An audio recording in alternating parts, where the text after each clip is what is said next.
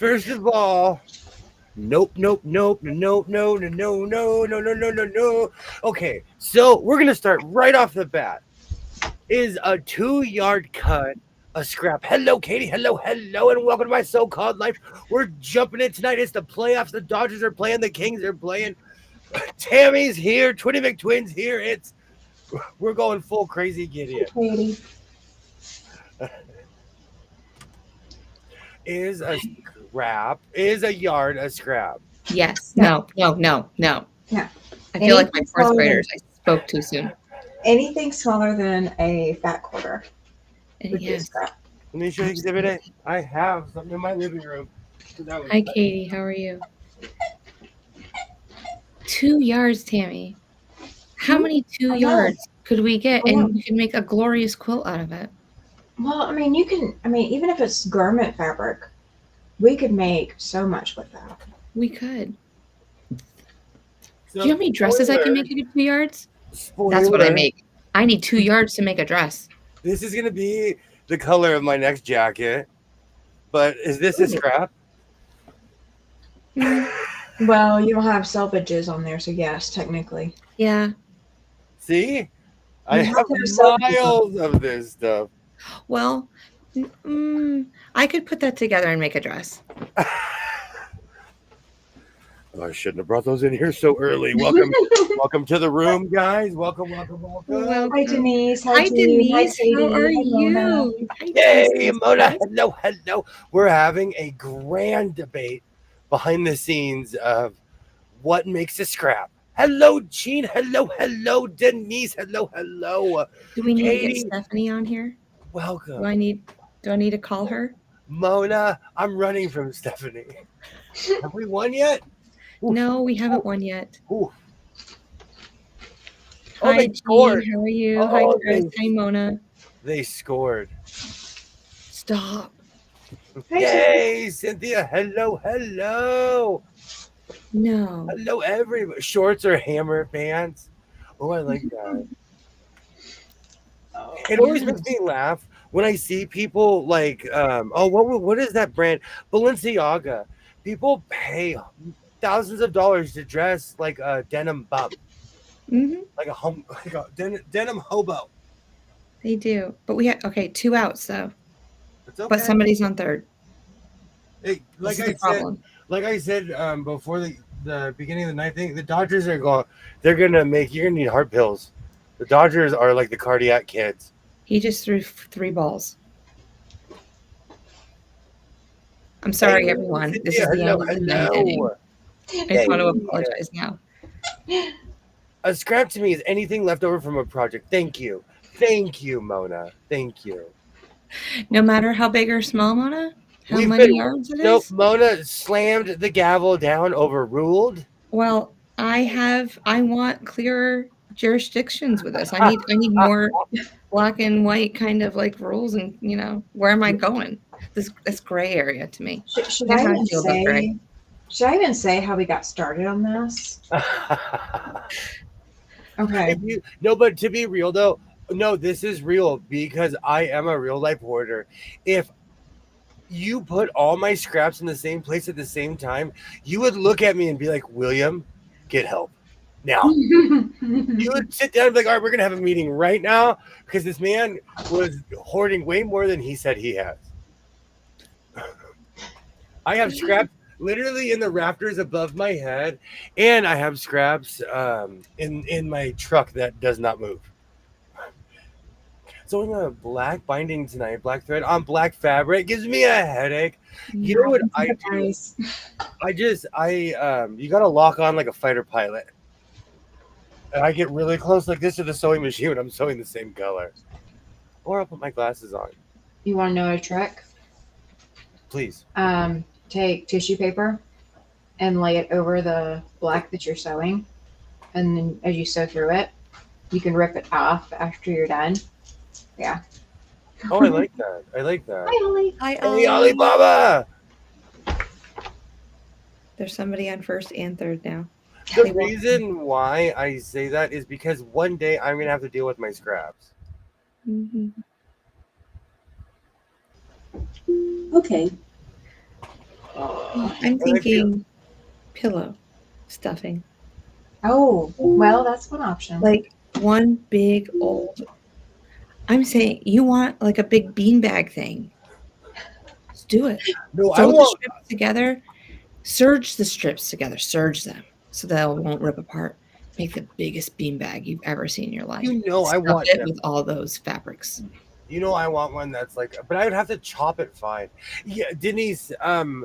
They said it was 70% of chance of rain today, and not a drop. Hmm. Not a drop. But the temperature dropped. Like it was. It felt like it was gonna rain. Not a drop. I actually got to wear a sweatshirt, and everyone on the East Coast is laughing at me. But on the West Coast, I have winter clothes. I've been waiting to wear my sweatshirt. Denise, I it almost didn't sewed rain. my, You're in the LA area. I almost sewed my hair into the binding. Katie, no, almost. I can't tell you how many times I have. Oh, I got this. Oh. You know what though? Full disclosure, because it's Monday. Do you know how many times I've in my early days, because I literally would lean in without my glasses, I've sewn my shirt because I wear baggy clothes. So I've sewn my shirt as a third layer into whatever I'm doing because I wear baggy clothes Yeah. more than once. I won't admit how many times, especially my rookie days, I did it a lot, and I would literally sew with a tighter shirt on, or like a flannel or something that was stuck to my closer to my body. I'm not kidding you. So that happens. It happens, and you got to learn to laugh at yourself. But I've done that. I've sewed myself to my project. I've sewed creases into things, but never clothes. I I was wearing a sweater with dangles, like neck, tighten drawstring, whatever dangles on it, and Yeah. had to stuff them in because I was working with the AccuQuilt and rolling fabric through. Hmm. And I, on more than one occasion, caught myself almost rolling myself through the machine. Oh my. Not ideal. Ollie said beanbag chair too. Okay, but how much would I need asking for a friend? And how would I Your chop it? truck. Because I have a fabric chopper, but that would take forever. Well, I have an actual. It's one of those old, like, you remember your elementary school had the paper cutters. I have one that I don't know if it's made for fabric. I made it for fabric. I sharpened the blade, and I would just chop, but I got inefficient after a while. Yeah. So it just was an over ambitious project. So I feel like I'd be chopping like a butcher for like a week. you probably would, because I wouldn't go any more than like 2-inch strips. That's what I'm saying. That's a lot of chopping. Hey, Jen. Yay! Hello, Think how hello. glorious that beanbag's going to be at the end. Mm-hmm. You can lay on it. You can sprawl out on it. Welcome, welcome, welcome. Hi, Jennifer. You know what? I might do that. I just need to figure out how do I turn scraps into confetti. Can I make a clothes chipper instead of a wood chipper? A clothes chipper? I'm sure it exists. Probably. I think you looked at the wrong forecast. It was 70%, but you better take caution. Strong winds and rain forecasted for much of SoCal. No, I'm not saying it. It's just whatever was going to happen today passed over us. I'm not saying I got lucky or anything. We need the rain. We will always need the rain here. It goes from dry to drier, so we always need the rain. Yeah. Well, and it's only 70% of the area that is being talked about. Like, I don't want to go into a science lesson. No, Neil deGrasse Tyson. We just trust the temperature. Just do it. I've been doing that lately. Ever since he made that video, it was 90 twice, and it was 87 yesterday and 90 2 days in a row. Mm-hmm. Just go outside, stick your finger up. Oh, it's going to be a great day. No, that's Kentucky windage. When you lick your thumb, You lick your finger. no, Going the for the wind's knees. coming that way. Yeah, exactly. I love Kentucky windage. It's only a certain age group that I can do that around. Just put it in the hole. No need to chop. Just put it in whole. She said, yeah. Put in. I added the. I'm the indecent one. So just, Yep. I don't like I one of the pillows I made. I it's not lumpy. It's overstuffed.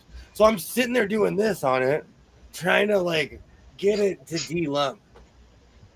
Don't look. Don't look. We're full. Don't look. Have they scored yet?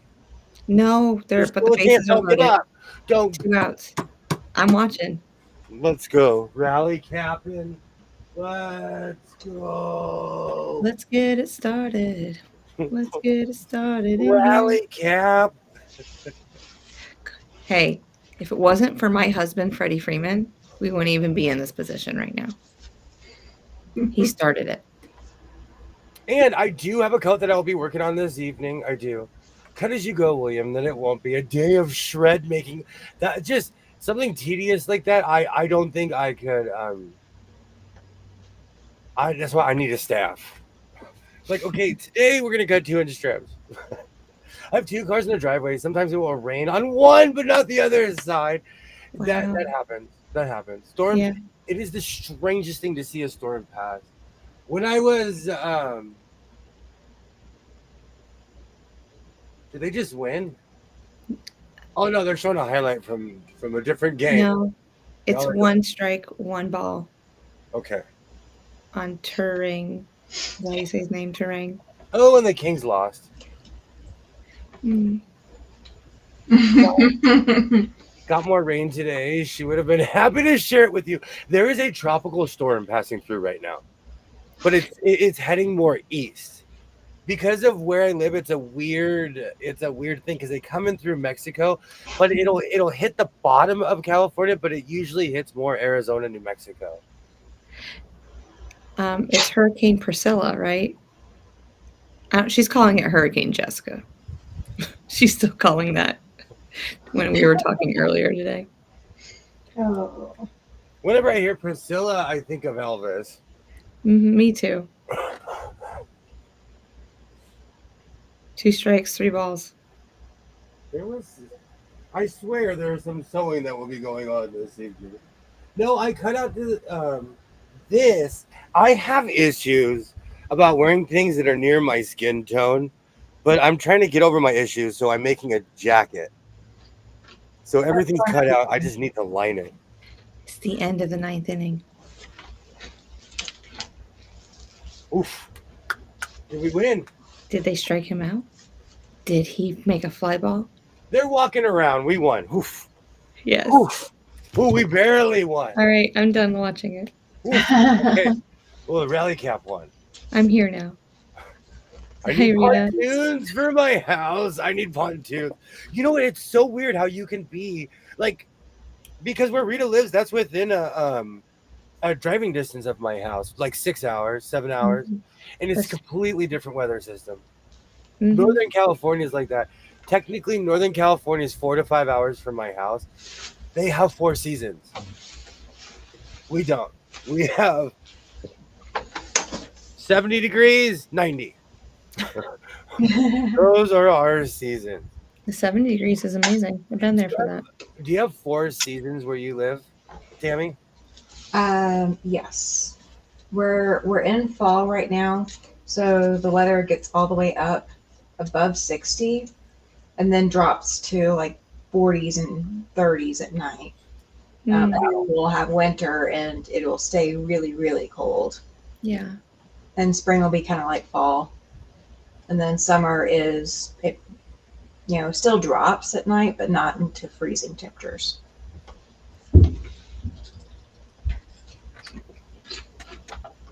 Go from one uniform to another. Our leaves are actually changing right now.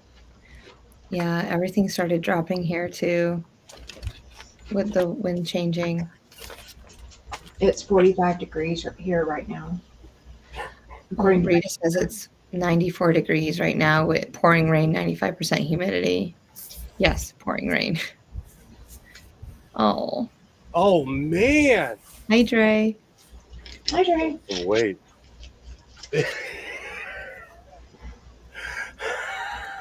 Did you get something new? No, but it's Halloween. Oh man, have I grown? It is Has my Halloween. head grown? I got something to match the banana. Really? Yeah, but it won't be here for a little bit. Hey, Judy. Hello, hello, Hey, hello. Judy. Judy, I haven't seen you in a hot minute, girlfriend. How are you? Oh, this is just over. Oh man. It's close. Oh man. I look like I'm in the commercial.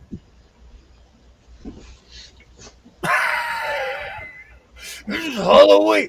It is Halloween. It is Halloween. Yesterday I was a banana.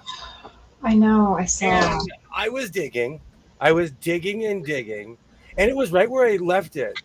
The sad thing is this pina was right where I left it. Hey, how's it going? You know it's Halloween. You know it's Halloween when I'm wearing the fruit bowl. Yep. I have gained some weight. I have gained some weight since I last pineappled. Oh my word. Oh my word. I can't. This is what I wear every day. Oh, sure. Yeah. Yeah. I'm gonna come with jogging shorts on. I'm gonna pick you up from that fictional airport with jogging shorts and this. I am with 20 Mig Twin. Where is my twin? With spandex. You and your spandex obsession. Hey, if you're gonna wear short shorts, you might as well wear spandex underneath them. Keep warm. Yay, great to see you, Judy. Hello, everybody. Hello, hello. Yes, Dr. Demento just retired. I remember him from when I was a little kid. Yay, Dre, great to see you. I'm good. Done traveling for the rest of the year, I hope. I know that feeling. That's me every day. I come home. I'm like, I hope I'm done traveling for the day. Oh, now you need an orange costume.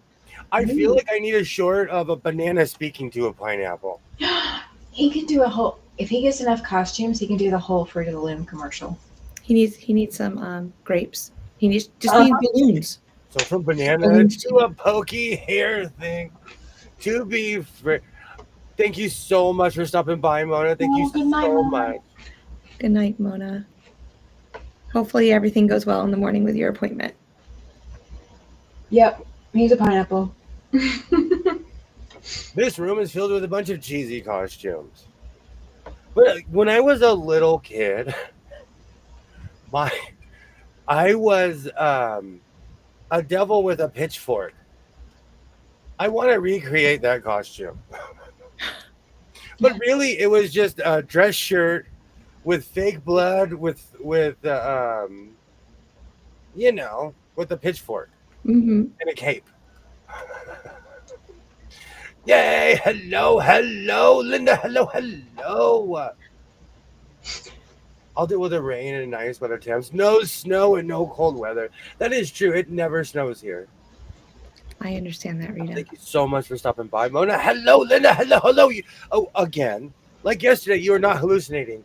Yesterday, I was a banana. Today, I am a pineapple because it's Halloween. Somebody has to be a ray of sunshine in this dim world. Pineapple. Look at that. I love it when I puff up. I look like I'm in the commercial. I look like I'm the I'm the long lost fruit in the Fruit of the Loom commercial.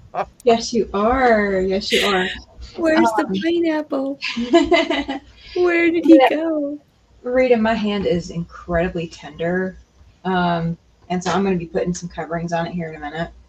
But, I mean, I'm flexible. I've got my hand back, but I'm just, it's tender. Like I told you, I broke my hand and I should have listened to the doctor because now the pain comes back all the time. I cannot slam my hand down or get it slammed because it instantly feels like it's broken all over again. Ugh. That absolutely scare me. The best costume I ever made was Freddy Nightmare on Elm Street. For years, I've been threatening to make a Power Ranger costume, but the older I get, I need to have a Power Ranger body first. I'm more of a pineapple, and this year. I'm more of a banana than I am a Power Ranger. Thank you, Linda. Thank you. They are cute. Do you know what's funny? And I have to go off about this. My Goodwill, I watch all these videos on YouTube, and like everybody else, I don't say anything until life hits me. My Yeah. Goodwill has lost their minds with their prices. Mm-hmm. They want full prices for things that are obvious. Like they first of all, you got it for free. We all know this. And one of the reasons people went to the Goodwill is because they couldn't afford to go to retail stores in the first place. Mm-hmm. Exactly. And that was the appeal. And you could buy slightly used or retro stuff. When I Mhm. was a kid, I loved buying 1970s stuff. I gave my cousin a bunch of soccer jerseys because I wasn't skinny anymore, but I had all these rare jerseys, you know. I mean, in the way that prices are, if you have a larger family, I mean, you want to go that way. You want to go to the thrift stores and all the discount stores to get clothes because kids just go through clothes. I saw a Mhm. really amazing pair of like dress shoe loafers, Mm-hmm. and they wanted $30 for them. So I went I went to Google because I'll pay a high price if they're like $120 shoes, $300 shoes. I'll pay that. And they were your size? Yeah, and that's the thing. I rarely find my size. They were $40 shoes. They were just well polished. Mm-hmm. So I'm not gonna pay $35 for $40 shoes at the Goodwill. No, Yeah. I wouldn't either. People used to go to the Goodwill. The Goodwill prides itself as this Halloween place. People used to go to the Goodwill because it was cheaper. Mm-hmm. So you could make anything for Halloween there. And now they sell Halloween stuff. Costumes like this, they were selling for $40 by my house. Yeah. No. The local thrift stores to us, aside from Goodwill, threw out anything Halloween or spooky related. So like anything like that came in just got thrown in the garbage. They didn't even like repurpose and gift it to Goodwill for them to sell. There's like, we don't believe in that holiday, so we're just gonna toss it all. Oh, that's the worst. Well, there's kids at our school that their parents don't celebrate the holiday. And I'm like, well, please leave your child at home that day. Yeah. But it's just like we won't do everything Halloween-ish, but we're all going to be dressing up. So I don't know. I'm dressing up every day that week. I guess I knew somebody that had weird requirements like that, but I was never around anyone, I guess, in a class or anything. Mhm. So, again, I'm a dinosaur. We celebrated all holidays. Mhm. It didn't matter if it was Judaism, Yeah. Christian. We celebrated all holidays. But it I was, can't wait for Hanukkah because I teach them all the dreidel and how to. That's the one gambling game that I play with them every year, all year. I loved it as a kid because that just meant we got seasonal cupcakes. I just meant we were getting cupcakes and chocolate milk from the cafeteria. Oh, really? I get them jelly donuts when I make latkes. You said the D. I am trying to back off of donuts because, have you ever seen those shows when they show people what they eat at the end of the week? Oh, yeah. If you showed me what I ate at the end of the week, it would be a stack of donuts. And you'd be like, "You ate 38 donuts this week, crazy person." 38 donuts, 45 cups of coffee, 20 giant glasses of chocolate milk, They would just get a giant bag of sugar and throw it on the table. 20 pounds of sugar, 10 Oreos a day. Oh. My Oreos, I'd have to be videotaped because I sleep eat. Mm-hmm. So I Come here. I just keep saying that only when I'm on here. it's because you're looking at yourself. Okay, but if you cut it to a pixie cut, I'm calling the authorities. I can't do it. Like, that would be way too short. No. Now you look like you're in No. I like right here. I love watching early America stuff about the Quaker Shakers, like early. You look like you're a Quaker. with your hair like that, all you're missing is the pilgrim dress. Okay, I'll be back in a minute. I think I got one. Hey, listen to the pineapple. I cannot tell you how many years I went as a pilgrim because I dressed up as a pilgrim for a school play, and my mom wasn't going to make another costume. So for Halloween, I was a pilgrim. When I was a kid, we had 1950s Day. I'll never forget this for as long as I live. And right as I left, my dad was like, "Come here." In the third grade, and there was not cigarettes in it. My dad grabbed a cigarette box and he rolled it up in my shirt. I went to school and I won 1950s Day because I had a pack of cigarettes rolled in my shirt. Yes, Ollie. Raspberry jelly powdered donuts.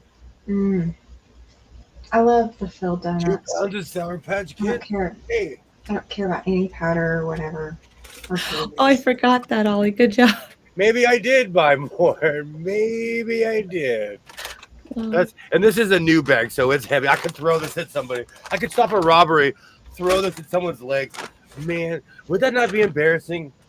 Today, a pineapple defeated a robbery by throwing a bag of Sour Patch Kids at it. I think Ollie's challenging me. Yep. Do you see it? Do you see it, Tammy? Using our Oh! Quaker Oats, Got you, Ollie. I got you. Jess as a Quaker? So, next time I go to Las Vegas, I'm gonna shoot an action movie. And because I'm Amazon crazy, I Amazoned another one of these because I lost my original one. And I love these mounts because you can walk around with them. Yeah. Oh, whoops! I have to take my other one off. GoPro? Oh, no. Well, yours this is is GoPro. like a cheap. This is like a cheapy version of it with my camera on it. But I love this because you can do crazy action shots. Oh, gotcha. Or it's just quite honestly like when you're walking around, it's just easier to hold it like this. Makes It sense. looks like Oh, you're okay. more of a tourist. Got it. I'm on it. And I have a bunch of mics for it, but my mic is limp or floppy. I don't know what happened. Well, it was like bent to the side. It's bent to the side. But all mics are represented here. So I'm just gonna put it on the side of my thing. Sounds like a fruity problem. Yep, it does. See how it's just a little bit. Pineapple. Hey, they're not all straight. Hey, we are talking about microphones. Take it from the pineapple. Oh, the Quaker Oats guy. I love that. Put cube steak in my instant pot and only water. Put steak on rub some seasoning on high pressure. 20 minutes later, you could cut a fork with it. Oh, that's what I miss about my crock pot. I miss my crock pot. I try not to give my son dirty looks whenever I go in that cabinet. I have 3 waffle makers. And I have an old school one that's a little bit heavier. And I mean, it's old. It's got just pancakes of the past and waffles on the side. Like, it's old. That thing still works. And my son slammed it on my crock pot and it shattered the lid. Oh, no. Hmm. You might be able to find a new lid at Goodwill. It's on my list. I have the specs and everything of my it's literally on my if I ever find you list. I had one of the original crock pots that had the ceramic insert. Oh yeah. Take it out, put it in the fridge, and bring it back out and warm everything up in it.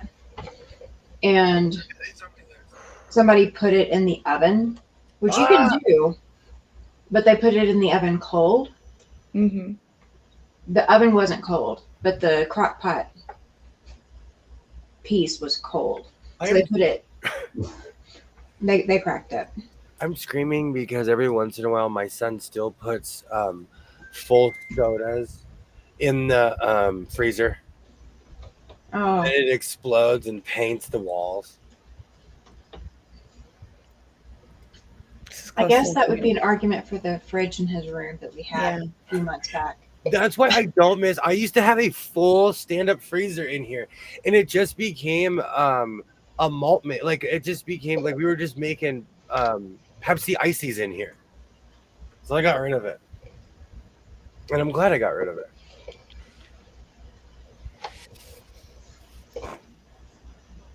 You put potatoes and broccoli in tin foil and add butter, and then put it.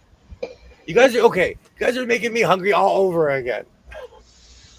You're the one that's wearing fruit.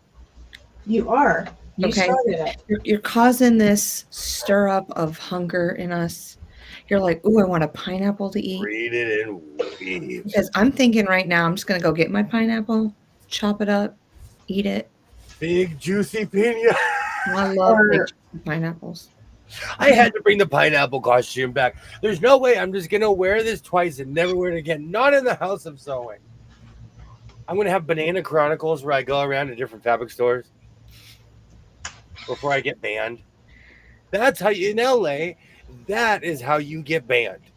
Go around in a banana costume and annoy people. They'll take your picture and be like, "Sir, we're gonna make you famous." In all the ways you don't want to be. If you ever showed up in a costume, I'm bringing Stephanie out. That's all I gotta say. She's gonna be ready at all times. Where's my glasses? I eat that all the time. I eat that combination all the time. I actually have. I have freshly dug potatoes on my kitchen table right now. My son is going through that phase of like, there's food over there. So every time we always dig, and he's like, why is there still potatoes here? And they're never ending. Are they just yellow potatoes or white? No, they're Idaho potatoes because like it all started because I bought a bag years ago and it grew. And all I did was dig a hole under the rose bush and just I put them all there. And they've come back in spades. Do you get Japanese beetles over there? I would have to see what they look like. Because there's a lot of things I didn't think we have, and we do. Did y'all see the Nobel Peace Prize was given to a woman in Venezuela? I saw it like in a weird way because I don't sleep. I think the moment it happened, I saw the the ticker. What did she get it for, Katie? I have fresh pineapple I cut up and put a container in my refrigerator. That makes the whole ensemble. Well, you really wouldn't be an actual pineapple without it. I was thinking about because the game ended. Because I was wondering how I was going to wear my Dodger hat and this, but I was just going to put the cap over the cap. Well, you could wear your A's hat. It's green. That looks like the cool pineapple. Yeah, exactly.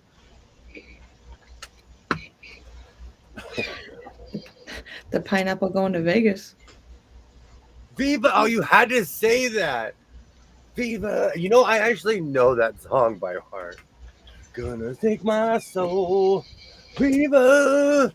Lost sewing. See, it matches. Perfect. Oh, every game. Every game. I say that I wouldn't do this. I have shame. My mom's watching this right now, and she's like, I'm gonna hide that thing. Do you know what's so funny? Thanks, Jess. I told my mom about how I was gonna like hide a pair of pants that my son has because I think they're too tight. And and my mom was like, "Oh, I hid a bunch of your stuff. I did this." I said, "Really?" And she looked at me and she said, "Grow up." But I believe her. But the fact that you're just now finding out about it. That's the funnier part about it. In life, you transition from one phase to the other and you move on. And so I would move on. And I like, when I was a kid, I wanted to be an adult so bad. So like once like 12, 13 hit, I was like, no, I am grown. I am 12 years old. I am grown. I tried to like, I started dressing like people on TV. Mm-hmm. You know, that was TLC. I was wearing an A's jersey that was like a 4XL, kicking it as I was walking. Oh, I never really understood the huge baggy clothes. Like I can understand wearing baggy clothes, but nothing that like a shirt, like a get along shirt baggy. I still wear baggy clothes. My son is like, I don't know what. It's because I say yes to everything, so he just grabbed it. We were at Walmart, Yeah. and my son is into. So when is the costume tomorrow? You know, I will not have a costume, but I can get a pickle at my house in 3 minutes. That's one of those costumes. They're like, you want a pickle? It'll be here tomorrow. You want a pickle? You can be a pickle. Be here tomorrow. I've been going through all the costumes. Oh, just like I opened up my Amazon account today and there was nothing but banana costumes. What was I into? Is state? Oh, from Washington State and Oregon, I think also won the Nobel Prize. That's awesome. That's great. Oh, now I have Viva Las Vegas stuck in my head. I look like I'm about to get kicked off the Gong Show. I look like. You're gonna have to wear your costume in Vegas. Okay, so I have my camera out for a reason, but my costume, it distracted me in a way that I knew that it would. I knew my costume would distract me. I pulled all of this out because I need lining, and my lining is buried. No. And so I'm going to get my sewing cam, and I'm going to embarrass myself and show you how many, what would you, okay, I don't call these things necessarily oopsies from Walmart. What do you call them? Like when the 1 yards, 2 yards. A 1 yard cut? Yeah. It's a 1 yard cut. Like your, yes, Ollie. I sent it to Tammy. Mhm. I didn't really want to freak anybody out with the eyes. And for the record, Denise, there is a Portland pickle company. Judy, thank you so much for stopping by. You should check out if you're ever on Facebook, check out Portland Pickles. It is literally a guy in a pickle suit going around all of Portland, but he's a mascot. Yeah, you shouldn't challenge me. I'm one of those people you should never ask how, because I will explain it to you. I'm dangerous like that. Like if you say how, I will break it down to you in explicit detail. Oh, Katie, you can always misbehave here. Judy, thank you so much for stopping by.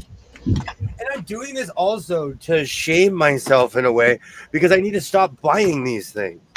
Let me see. Let me get my angle right. I got my JBL there. Okay. Has anyone else eaten cheesy onion soup? Nope.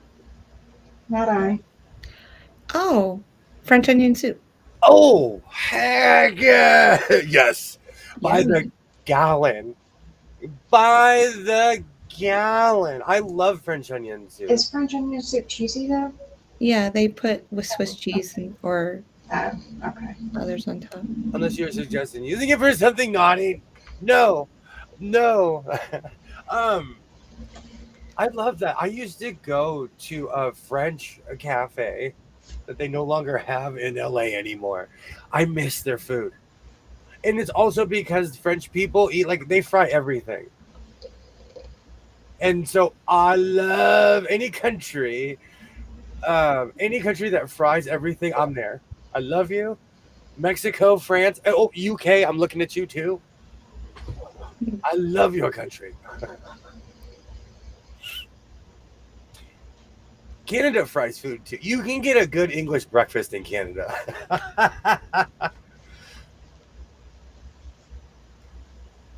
I have not eaten cheesy onion soup. Do you know, I talked about this. There's this Mexican restaurant that I go to that you order tortilla soup and they melt cheese on top of the bowl. So you have to poke through the cheese. It is the greatest thing on earth. Mm. And there's like fresh tortillas in there, so you're eating it, you're crunching it. Well, you got to eat it fast. Now I'm craving tortilla soup. With Viva Las Vegas stuck in my head.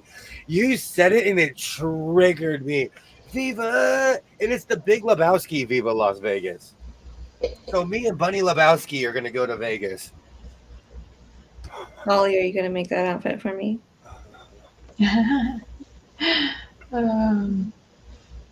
Linda would like to know what's in Discord.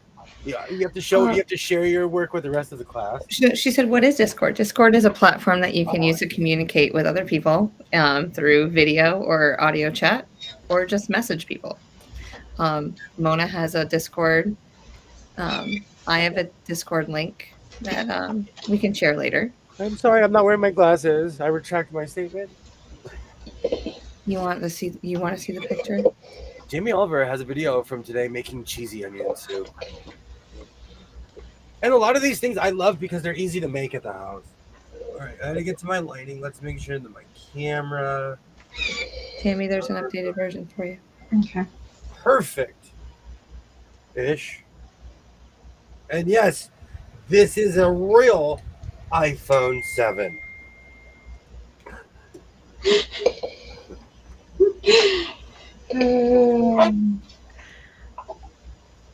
Okay, so my problem are these. Teenage Mutant Ninja Turtles. I cannot stop buying these. I have issues. And it's not just that it was turtles. I have those of all shapes and sizes. It's crazy. So now, is that 3? We're gonna put this here for a second. Okay, are you ready? Ready for anything? You ready? Ready, Freddy? You are not ready for this. Oh, is that all? Jose? I Keep them coming. 4, 5, 6, 7, 8, 9. 21. Oh my, there's more. I wasn't joking. This is the house of sewing. 30. This is not the house. And then these are my two yardies. Oh, doesn't work. Hey, can you zoom out a little bit? No, this No, I was able camera. to see that. No, this can't. Hold on. Let me. Yeah, no worries, no worries. You're good. No. I have just officially shamed myself. And I had this was on top of it. I don't have to buy red lining for a very long time. One of my favorite colors. That's not that much. No, it's a jacket. So each 4 is a jacket. Yeah. So he has enough for at least 4 jackets if they match. Oh, no, I'm right. trying 4, to 5, get- 6, 7, 8. Oh, what fell? Something fell. Okay, good. Oh, it's raining. What's that stuff from the sky? What is that stuff? It's California liquid doesn't know what that is. It's Hello. liquid. No, My name is William, and I am frozen. addicted to it. I'm addicted to everything. I am. I don't. What is this pitter patter on the roof? Is that actual water from the sky? Now it shall rain for 40 days and 40 nights. You better start building an ark. Oh, I've got a boat in front of my house. I'm ready. It's got a bunch of touch and sews. I have 2 of every touch and sew. I'm ready to resow the earth. Oh, which jacket should you bring to be captain from your boat? All of them. Any wardrobe changes like James Brown. Oh, you can only. That's what we need to have a challenge, Tammy, someday. If you could only bring 3 jackets, which 3 would they be? And you have to run and get them. You know. The problem. Yeah, that would be a challenge for him. I don't have enough jackets for that. Ooh, The I problem like those. with these in California, these are $12 each. So imagine how much money I've spent on this stack. Yeah. 1, 2, 3, 4, 5, They're 12 in North Carolina now, too. I checked the prices out the other day. 16, 17, 18, 19. I haven't checked the prices lately. Y'all need to give me a heads up on stuff I need to check prices on. Yeah. I have 21. And then I found another one. I had this crazy idea for a shirt. I was gonna go all 80s with that color, with that combo, Yeah. but it never came to fruition. Oh, Why not? It's on the list. It's right next to the hammer pants to finish in Hammer's jacket. Oh, okay. I'm buying pre-cut solids by the yard at Walmart. You know why? It's also one of the reasons also is because they're getting rid of the section. So every time I go, I do this. And I just put it in my cart. I'm actually proud of myself because I didn't buy anything today and I went to Walmart. I went for my objective. I literally bought coffee and hangers, and the guy at the counter looked at me like, "This is it, huh? Are you abducted by aliens?"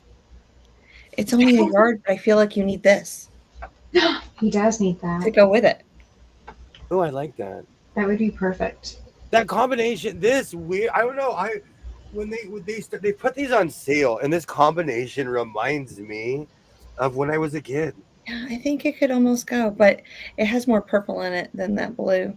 But it could work. Yeah. I need to find a better place to store these. And this all started because I need black lining. So I need to put all the black on top. Mhm. But I feel like I need to restore this because what's going to happen is should I put these on the bottom? The smaller ones? Yeah.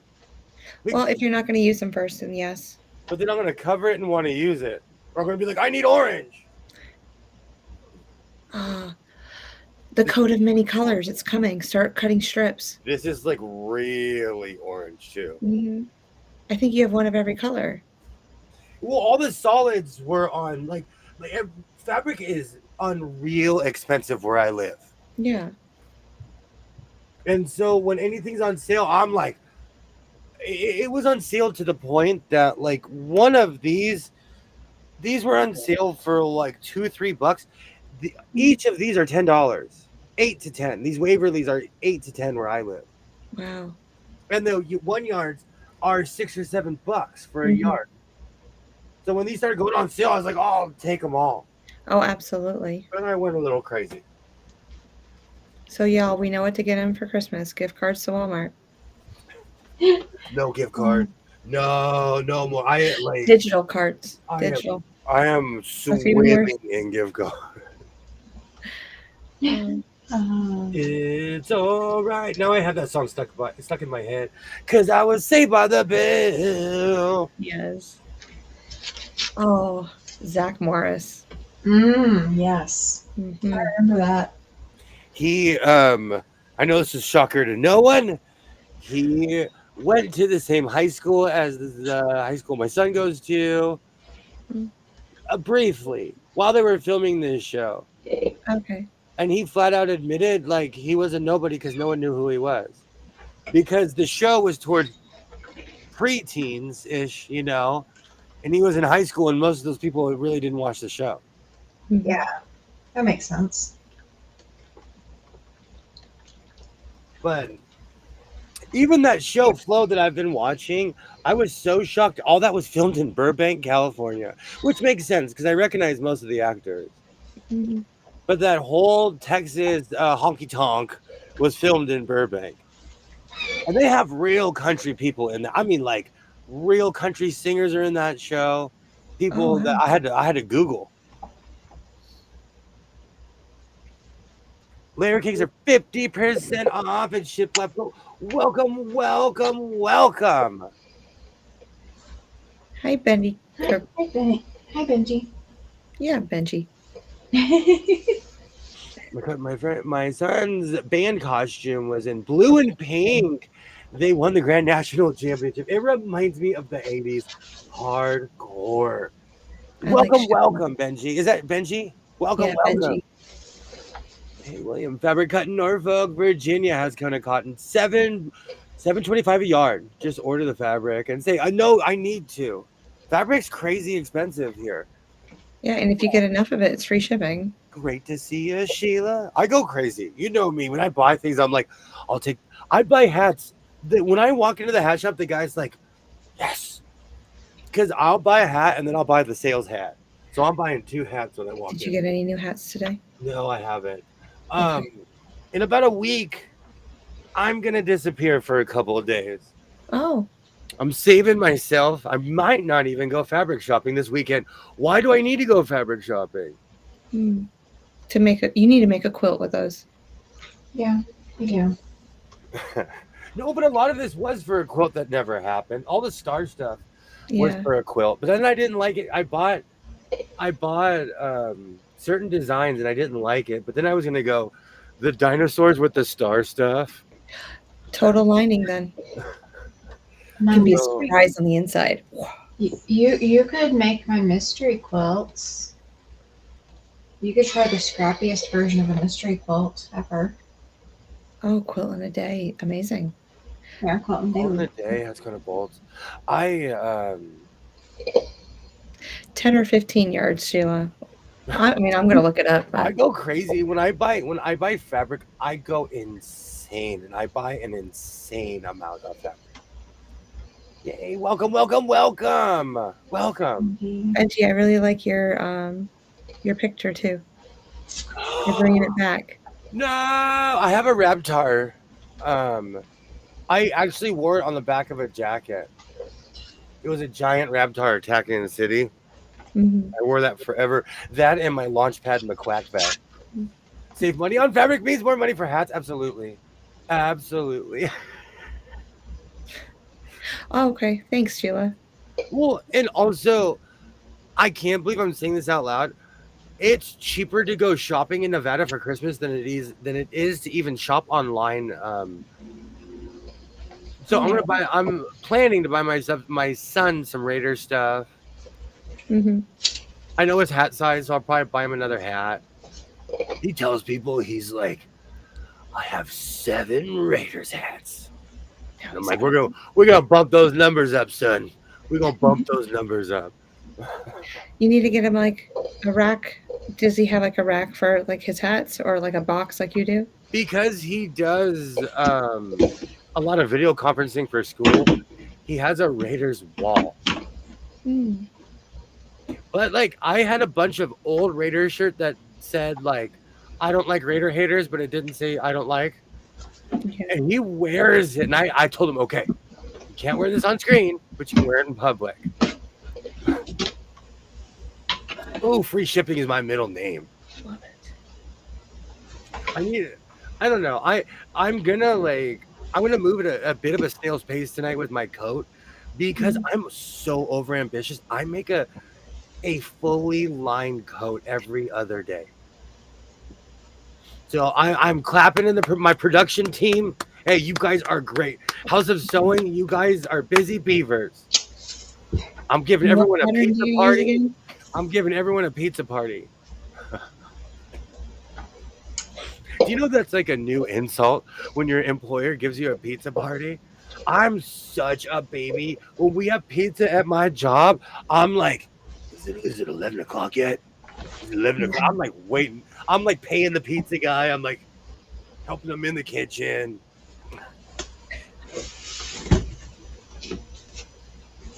Have you seen that online where like, you know what it is? Like someone will make $1 million for their company and then the company throws a pizza party and they're like, this is insulting. Or they do potluck and they have the employees bring the food. Yeah. And they supply the drinks, which is lemonade or tea or whatever.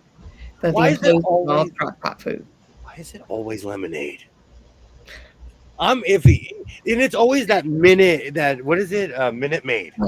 Country time. Yeah. Country time. Oh, I'm I said iffy it on- southern like country I went through time.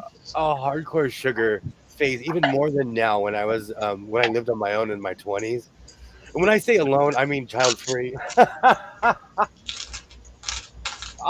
stuff would give me heartburn if I drank too much of it. Yeah. I can't do a lot of lemonade either. I But- make lemonade from lemon trees. None of that happens. I will say this though. The one party that I went to recently, they had tea as the only drink other than water. I should have warned them in advance that you guys remember that I'm a southern chick because it was unsweet tea. Ooh. And I'm like, if I wanted stale water, I could have gotten that somewhere else. I don't understand unsweet tea. where I'm from, you will get unsweet tea. If you order tea, it's unsweetened tea. Yeah, I can't stand that. Do they ask you if you want hot or cold first No. Well, in no, in the here in California? we call it iced tea, Oh, okay. and they'll ask you the option if you actually want ice or not. I don't want lemon.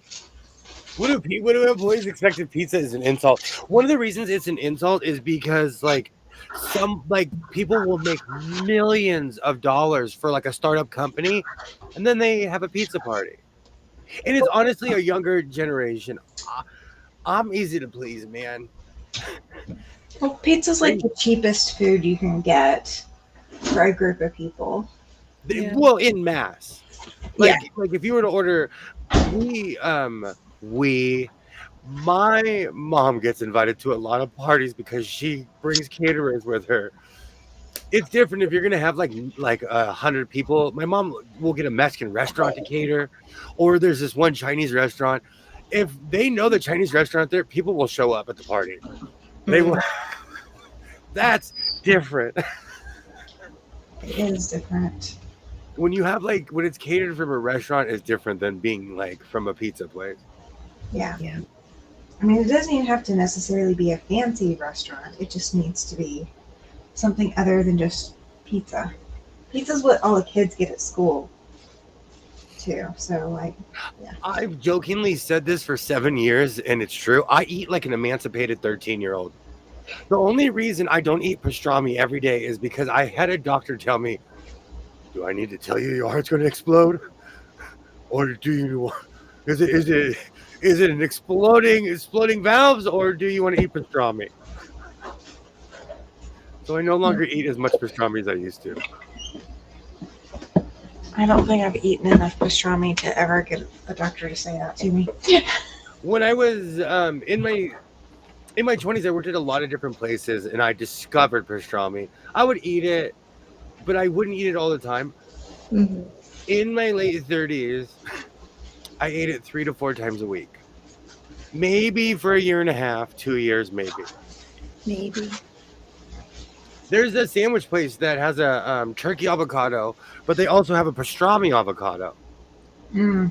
And once you start adding pastrami and avocado, you might as well just tape the sandwich to your sides. You might as well just get it and be like, all right, I'm going to tape it here, and I'm going to tape it right here. Because they always say avocado's a healthy fat, but it still makes you big. Yeah. All right, all the black lining is coming to the front, please. Ooh, I kind of want purple, though, too, at the top. It all depends on what you're eating the avocado with, though, and how much avocado you're having. Yeah, that too. There's a lot of fiber in that thing. My son and we cook everything. And so you can laugh at me when I say this. Within the past 4 months, my son and I have discovered Walmart food, like their pre-cooked food. We never ate it, ever. Ever. Like, that stuff never is in my house. And I bought these chicken patties last night at 11 o'clock. My son and I look at each other. We're like, man, we've missed out on this our whole lives. I bought this spicy chicken thing from Walmart. The reason I'm bringing it up is because I made a triple-decker sandwich, and I just chopped half an avocado and put it on there. Oh, even my son was like, all right, eat it. He's like, all right, you made it. Your mouth isn't that big. No forks allowed. Oh, last night he looked at me in awe. I was like, Pop still got it. I can still eat a sandwich bigger than my face. And I made it Big Mac style because my son, he's naturally inquisitive. So I grabbed 2 buns and he's like, what are you doing? I was like, come here, son. Let me show you how to make a Big Mac at your house. Oh, what was Dagwood? A Dagwood sandwich. Oh, Do you know what I'm talking about? I know exactly what you're talking about. I miss Dagwood. I miss all of the. Is that the comic strip, right? Yes. I miss all of that. I used to read the funnies as a kid. I didn't know there was a sandwich. Yes. Oh, good night, Katie. Thank you so much for stopping. Oh, that's good hot coffee. I will be up all night. Maybe my coat will get done this evening. I'm with you, Cynthia. I grew up in a family that likes a little tea with their sugar. Oh, you guys would love my house. I can't drink it if I don't see the layer of sugar at the bottom. You gotta make it hot and add the sugar while it's still hot, and then that way it actually disperses and stays dispersed. I was dropped off on this planet. I feel like sometimes my entire life, because where I'm from, we make sun tea because the sun's out year round. Mhm. Like right now, I could make sun tea. It was, well, not today, but yesterday it was 90 degrees yesterday. But anyways, I'll drink it cold and add the sugar in, and I will sit there with a spoon like it's cereal. It is the greatest thing on earth. Since I was a child, I will eat sweet tea. No, you gotta. That's what we call hooking up with an IV. Yeah, you gotta mix the sugar in while it's still hot, Mm. because then the sugar is already in there and it's heavy enough in there that the entire thing becomes syrup. That's true Southern sweet tea. I miss the funnies in general, but I think it's the tactile sensation of the newspaper. Even when I lived in Portland, I would get a New York Times, go to a Starbucks and read it from cover to cover. Mhm. I miss those days. And it was always raining in Portland, so it was always a homey feeling. Yeah. 13-year-olds can't be a massive. It's a figure of speech. I eat like a freed 13-year-old with a blank credit card. He eats like the 13-year-old that got left at home with the latch key, and mom and dad won't be home for another like 4 hours. Dude, my parents were bougie. I discovered calamari because my dad had it in the freezer, and I Oh. fried it, and I'm like, this is chewy but good. It's And I good. love calamari because of my parents. I have never gotten a taste for calamari. And for the record, the only reason I say emancipated 13-year-old, you can look it up. When I was a kid, there was a very famous case where a kid won freedom. And I remember looking at my parents. My parents were like, try it. Try it. I came from the era of, you'd be like, where someone's like, I'm going to call the cops. They'll hand you the phone. I'll dial 911 for you. And you can dial 1 and tell them your story. Yeah, Oh, my parents definitely pulled that one on me too. So My brother tried it a lot more than I ever did. you could fake run away. They'd be like, bye. Bye. Oh wow. They weren't like where I'm from, they were not scared. Latchkey is different. I think it's okay at the age of 9 as long as the child is mature enough. Okay, but I'm going to tell you a cautionary tale. When I was in the 6th grade, we had track schooling, and somebody broke into my house while I was in it. Ooh. Ooh. And Donna, there were 2 Donnas that lived across the street from me, and they had a daughter named Dina. I'll never forget that because all their names rhymed. But the 2 Donnas, I ran across the street and I was like, someone's in my house. The big Donna, and I call her the big Donna because she had a beehive. Yeah. And this was 1994, and she had a beehive. She comes out with a 357 Magnum.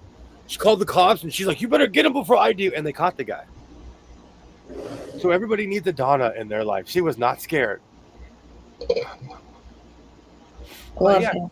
True story. Someone broke in the house while I was in it. Good times.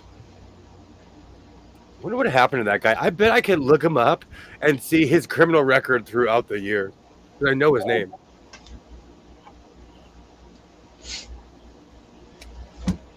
I bet it's out there. It probably is. Okay, I've made a complete mess in here, but I found my lining. And I'm realizing how much fabric I purchased. I feel like I just need those rods like they have in the store, and I should just put it back in the shelves. I can see that. Hey, Andrea. Hey, Andrea. William's World is fun, or we wouldn't keep coming back. Thank you. Thank you. I have a motto. While the world's on fire, I'm gonna roast marshmallows. How's it going? How's it going? Sheila. Sheila, you know they were chain smokers. You know Big Donna. See, but in the old school world, everybody smoked. Mm. The dogs were smoking, the squirrels were smoking, the crows had cigarettes in their mouths. Like, I grew up in a heavy smokers world. So Big Donna smoked cigarettes. I loved her for they were so good to me. They like I grew up in a real neighborhood with real people, and Big Donna came through that day. She did. I'll never forget her. I will never forget her. And they were just good people though. When I watch Flo, it kind of reminds me of her. But Big Donna was like, see, as a kid, she seemed like a giant, but she was probably 5'11". But with that hair and that height, she seemed like she was 10 feet tall. I bet. I grew up in the world of cigarette vending machines. After church, we would go, we would always, as a family, every Sunday, we would always go to like Bob Big Boy or a restaurant called El Torito. My whole family would take up the smoking section. There'd be 15 adults and like 40 kids. We'd take up the whole smoking section, but we always sat in the smoking section. Yes, everyone smoked in my world too. Mm. I lived in Oregon right before they stopped, and people were like, I will ride in the streets. I can't smoke inside. That was the last place in America where I knew you could still smoke inside. Why do I picture North Carolina you can still smoke inside? Yeah, There are places you can still smoke inside North Carolina. there's one smoking bar here that I know of, Mm. and at least here in town. But there's all the outpost towns. But here, if you own your own house, you can smoke inside. They smoke right in front of the doors. It's Smoke illegal. anywhere. Where I live, it is illegal to, if you have a minor, you cannot smoke in your house. Yeah, it's not. I don't think there's a People law. are still smoking in their cars when they pick up their kids from the car line. Illegal. You know what's funny? It's been so illegal where I live that I'll look at somebody. I'll look at them and be like, is it 1986, sir? When they're smoking with a kid in the car? Well, what should I say when I smell California? I don't know. Is it 1986? That's 1989. I know him very well, My parents so I can smoked. talk to him however I want. But My father was a heavy smoker, and it never ends well in my family. Let's just say if you smoke cigarettes, it never ends well. yeah, But my parents, my father was he was a choo-choo train. It is hard to explain how much that man smoked. Chain smoker. He's My like, dad my was- mom made him quit. Like, he would smoke cigarettes and cigaros, oh yeah, and my mom made him quit, and he started smoking pipe tobacco. hmm And he never put it out. He never put it out. To the point that right before I quit smoking, I smoked pipe tobacco for 3 years, almost 4 years. I never once paid for pipe tobacco because my dad would buy from Louisiana because they don't have state tax. And now that he's way gone, sue me. Go ahead. The papers are gone. Sue me. But anyways, we would get just these giant boxes of tobacco from Louisiana. yeah. I never paid for pipe tobacco. I'll miss my pops. But I never paid. So yeah, he profusely smoked. My dad got hypnotized, and that's what stopped him.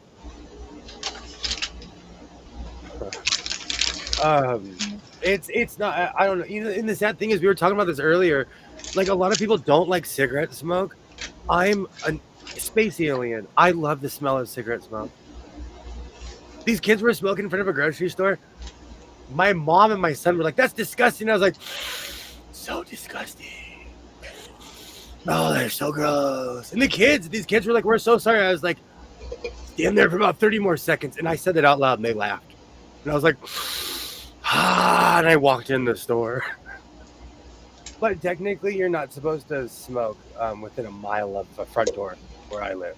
Yeah, you have to be so many feet away. There's like, I know the only reason I know the law is because when they made it 21 is when I still smoked pipe tobacco. Mm-hmm. And like they had all these new laws, and I felt like a dinosaur as I hit my inhaler. Don't smoke. Don't smoke. I have multiple inhalers in here. Don't smoke. I gotta figure out what to do with this fabric. Because I need it to be somewhere where I can see it because I'm gonna use it. Yeah. You know what I'm saying? Because when you don't see it, you forget you have it. Oh, just like the pineapple costume. But I have this theory, because it's just my son and I have this theory. Once I put something somewhere, if I don't touch it and he doesn't touch it, it should be where I last left it. Correct. So I went looking where I last left my costume and I found it within 10 seconds. I'm so proud of myself of the don't touch rule. If you don't touch it, it'll be there. Do you have room next to Posey What do you mean? where all your fabric is? Those are larger cuts. I regularly go through there. I don't want to bag it because it will become forgotten. Okay. And my bags are now artifacts because Walmart no longer gives out plastic bags. They now give paper bags. Yeah.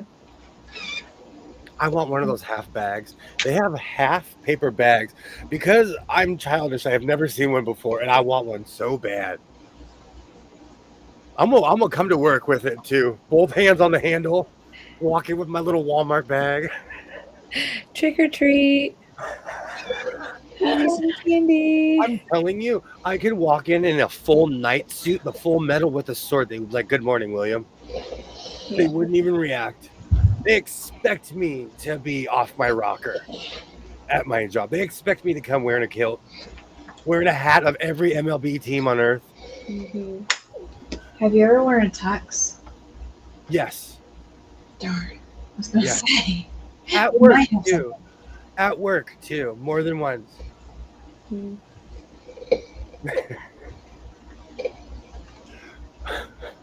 But to be fair, I don't own one. I've only rented tuxes. Okay. Because and that reminds me, I need to get new dress clothes. I no longer have dress clothes that fit don't have moth holes or don't have sewing on the side of the sleeve. Yeah. I think it's time to go get new dress clothes because I have my grandfather's clothes, but he was like, his dimensions were a little bit bigger than mine. Were a little bit different than mine. Like he had big shoulders and short arms. Mm-hmm. I have regular shoulders and long arms. Yeah, that's why I was thinking of it. Because if they don't expect you to show up in a tux, Well, that you know might what? be where you would get them. Because I've been watching that show Flow, and because I'm obsessed with the 70s, I want a cheesy, like an electric blue. I'm not even satisfied with Johnny Carson plaid anymore. I want like a Dumb and Dumber kind of suit, like One. with With the ruffles and everything. Oh. There is this scene in Flow. It's one of the last episodes. She goes to she gets accepted to this society. Yeah. This guy walks, like Earl, one of the characters walks in. He's wearing like this navy tweed suit, but the entire outline of the coat is in white stitch. Oh. It's beautiful. It is beautiful. It's a piece of art to someone like me who sews. And I was like, I could make that. But I don't wear white because, I bump up against stuff. Corduroy. I've actually worked with corduroy. I love corduroy. That's what They my. make clear. That's That would work too. velvet tux. White corduroy or white denim tux. Oh, And then do the stitching in whatever color you want to do as your accent color. oh, Sheila for the win. I could see me in a velvet tux. Any color. Any color. I prefer aqua. But they wouldn't expect it from you. No, they would. That is true.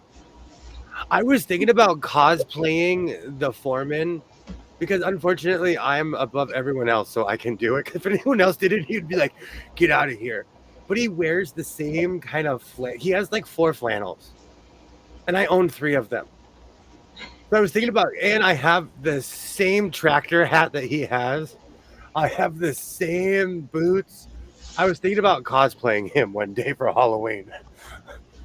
Well, I don't you can think start now and have it ready for next Halloween. So you get all the fabrics right.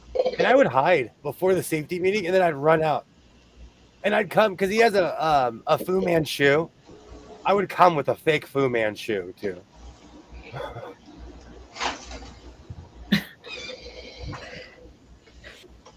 When you were a kid, say under 10, what kind of complaints did your siblings have about you to your parents? That I'm awesome, that I shine naturally. You have a bright, yeah. That kid's gonna have a bright future. I was so bright they needed sunglasses. Just got recommended Sewing Doc Academy in Facebook. What is that? I haven't seen it yet. DOC. I'd have to be looking. I'd have to look at it. And I'm glad you corrected yourself because I would have said Deke out loud. Do you remember the old commercials? They had a company that was DIC and it was Deke and it was the bear. Mm-hmm. So whenever I see it like that, I say Deke. Sewing Doc Academy.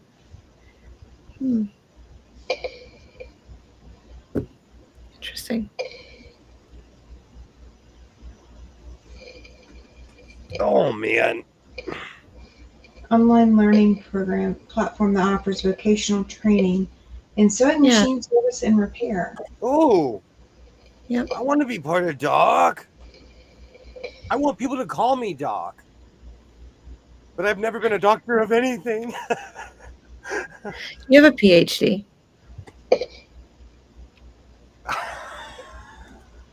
Projects half done. What's that? Projects half done. Mm-hmm.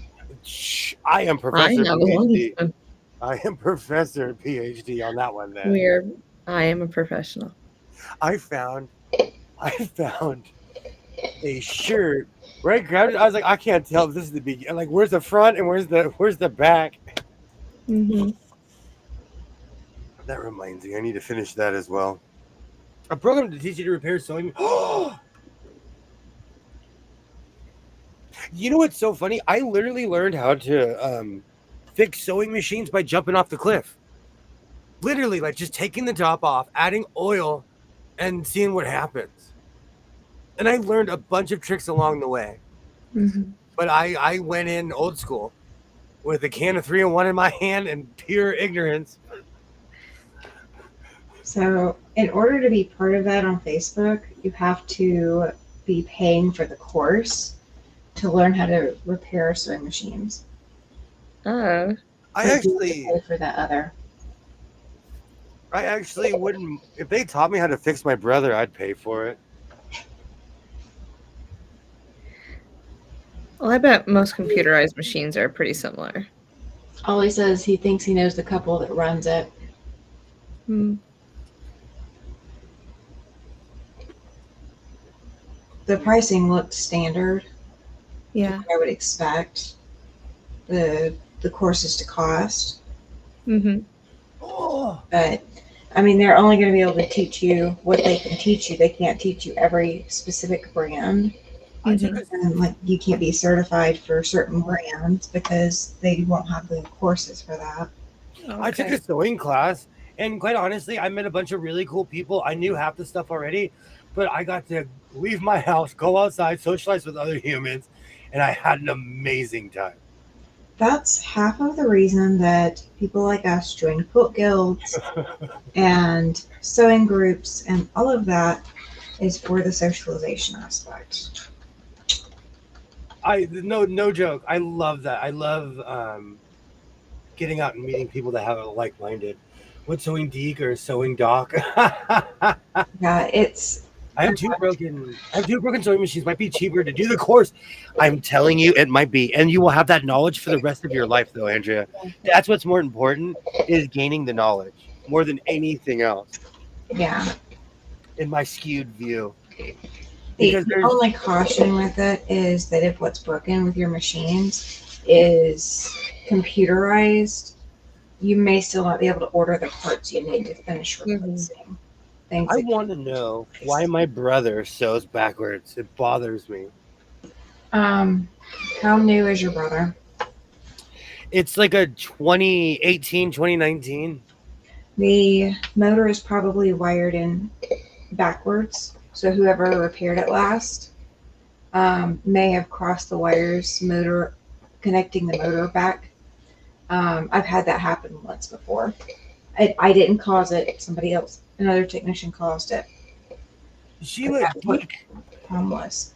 Deke Academy is where special sewists go. And there's a plane comes out of the basketball court like X-Men, but we're called Deke men. Oh, if they're old, Andrew just put in that they're not computerized, they're older machines, then yeah, it would be worth it. I just want to go. I just want to live in a place like where the X-Men lived. I need a rec room and a plane that comes out of the basketball court.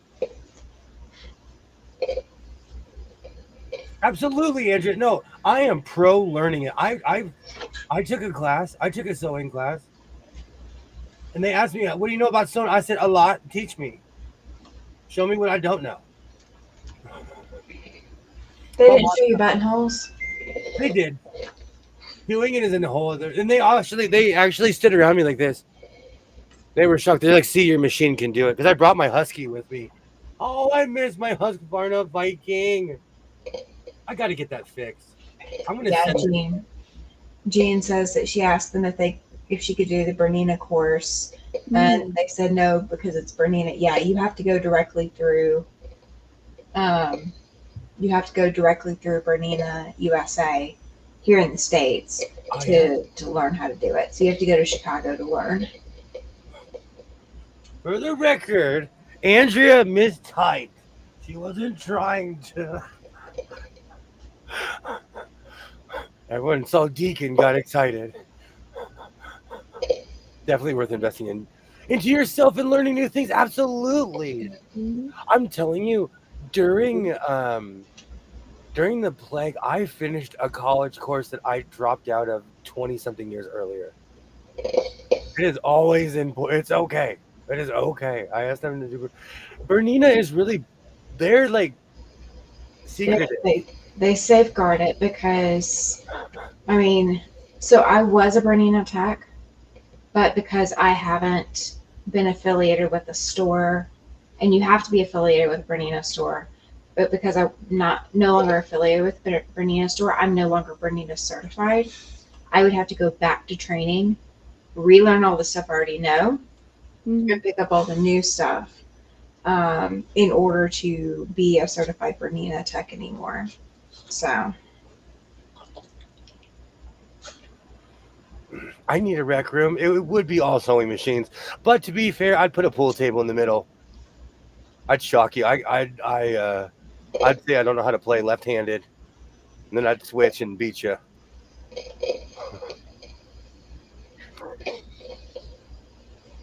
I know you did, Sheila. I know. I'm saying it for anyone who. It's okay. You know what? It is okay. We're all in the gutter sometimes. That's a good picture. That's actually a famous picture of people fishing in the gutter. That's like, I grew up around photographers. Why are these purples different? Are they different? No, I'm colorblind. No, they're the same. they're the same. You can look at the barcode. It's because I saw this. Oh, those are your green. Yeah. This reminds me of hospital bed sheets, though. This color, and so it made me laugh when I got into that color, because where I'm from, hospital bed sheets look like that. I would say more scrubs. Yes, Yeah. that too. Okay, so you guys, Everything has to be the same though. these are going on the bottom. Any more? Any more, guys? Speak now. Forever hold your peace for all 2 cuts. You're going on the bottom. Make me into a rainbow jacket.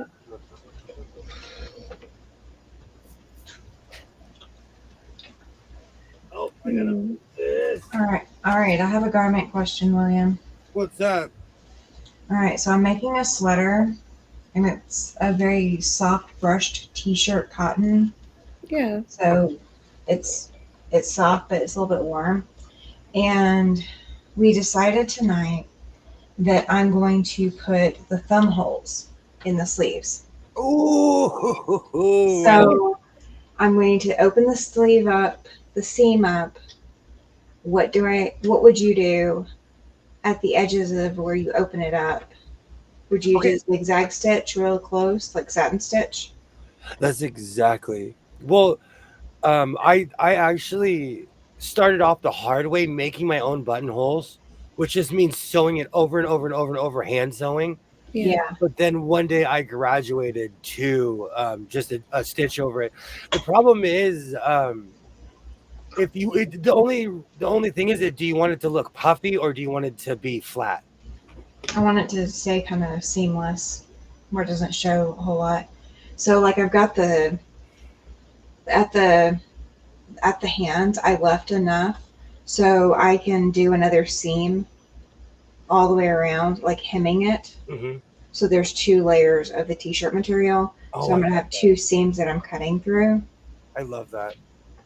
Um, I remember that. You're taking me back because there was a skate brand that made millions off of kids in my area because they were the first to put thumb holes in their sweatshirts around here. My cousin did that, and I'm like, "What's wrong with you?" Because he'd poke his thumbs through all of his sweatshirts. Oh, well, I was working on it tonight, and I would pull it out, but I'm not finished with it. Mm-hmm. So I'd be tempted to just like put it on because it's soft and comfy. I do. That. But I need to like really go in and rip the seam to put the thumb hole in. It's a t-shirt material. It's a brushed cotton t-shirt material. And you can straight stitch it as well. It's all about how you want it to look. Okay. It's just you have to get really close to the edge with a straight stitch. Okay. With a chain, you could go like this. Yeah. Well, I'm eventually gonna hit it. Well, I've got the hem at the end already put in place. So the very long hem or the base hem, I've already got that hem put in place. And I'm going to put another hem above where the thumb hole goes. Oh, yeah. So there's going to be 2 hems on there. I love that. I love that. You're bringing me back. We need more thumb holes in sweatshirt. I've got to figure out the bottom hem again, too. Like, I don't know what I want to do yet. Okay. I was working on that tonight. I wasn't working on quilting. I was working on a sweater. No, I'm trying to figure out how I want this because I'm going to end up using this before I use this stuff. Well, the stuff that you're going to be accessing right now anyway, go ahead and keep it out because you're about to be using it. I have an idea. I need to get shelves in here. I think I just need to get racks like they have at Walmart. Accept my lot in life. Yeah. I live in a Walmart. All right, so Andrea is saying that her undershirt that has the thumb holes, it's all straight stitch around the whole opening. See, I wanted to be able to stretch because the material is really stretchy. I've used a stretch stitch on the whole darn thing. The whole thing. I'll have it done by next week. Are you eating a Slurpee, Twitty McTwin, or what? I And I said eating a Slurpee. I consider a Slurpee a meal. would love to have a Slurpee right about now. When I was in my 20s, when I lived in Portland, I lived in a place called Tigard, Oregon. I would take the bus every night home, and I lived near a 7-Eleven on Highway 99 at McDonald's, and I drank a Slurpee every night at like 12 o'clock. And wonder why I couldn't sleep? Every night I drank a Slurpee. Maybe that's why. Like, Zigzag at the edge and see how that is. Yeah, that may be what I do, Ollie. I love thumb holes in my long sleeve for winter. Yeah. Zigzag at the edge and see how it is. Exactly. I had not even thought about putting the thumb holes in, and like I tried it on, and I was trying to decide exactly where I want the hem to fall, and they're like, "Why don't you put thumb holes in that?" And I'm like, "Oh my gosh." I just got goosebumps because that was fantastic. I love that idea. Absolutely. You're taking me back to an innocent time. Do you have like an overlock stitch Mm, on your machine? I might. I told you I made a whole coat like that. It took forever, but it I mean, I worked. haven't. I'm sorry. I'll have to- I had to go rescue a kid. No worries. You're saving the world over there. We're no judge. No judging. I'm not having to finish any of my seams Okay. the traditional way because it's not going to ravel. Hmm. This material is just solid the whole way. Okay. It's perfect t-shirt material. I love it. But it's also brushed and feels like a sweater. Oh. Is that strange that I clean before I sew? No. That's normal in my book. I haven't had a proper Slurpee in decades. I haven't either. Oh man. I stopped because my son started getting a habit, and I stopped going because he was too young. I felt like I was giving him a cigarette. I'm serious. And I would let him get the 40-ounce ones, but they really don't. Where I live, they don't sell big cups, and it's not for any law. It's because of the money. Mm. And Yeah. so they kind of downgraded to these really cheap plastic cups everywhere. Mm. That's not good. Or paper. If I see a paper straw, I run like a horror movie. Oh, I run full paper straw because you taste it as you're drinking it, and it's not even a social commentary. I don't like paper straw. No, like Starbies, they have the biodegradable ones, Yep. and I don't know. I keep reusing those. Like they haven't. Nothing's biodegraded yet, so. I was like, how many times can I use it? So I'm like, don't bite the end of the straw so you can just wash it and use it again. Oh, we have cool cups that you can plant in the trees and plants come out.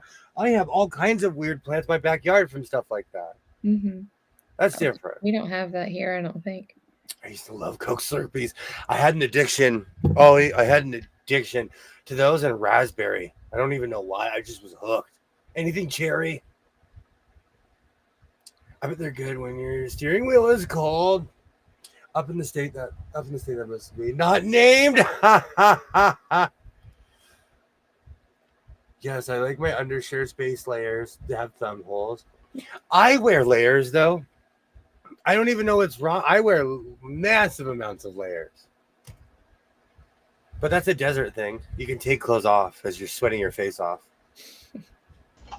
Yeah, I wear lots of layers too. I have a heated steering wheel too. I have that, but then I have a steering wheel cover, so then you can only feel part of the steering wheel heat. So On those cold days, I'll remote start my car and it automatically has that setting where if it knows it's below 50 degrees, yeah, it puts everything on heat mode. My seat, my steering wheel, everything. So I've never had to turn that function on in my car, ever. I think my car has heated seats. Never had to turn it on. oh, I love my heated seats. yeah, I use my heated seats and my heated steering wheel. I actually had the heated seats on tonight. When Dustin's driving, I'll bring a blanket with me because I just fall asleep. And I'll put my heated seat on and I'll wrap myself up and then I sleep for where we're going. So, but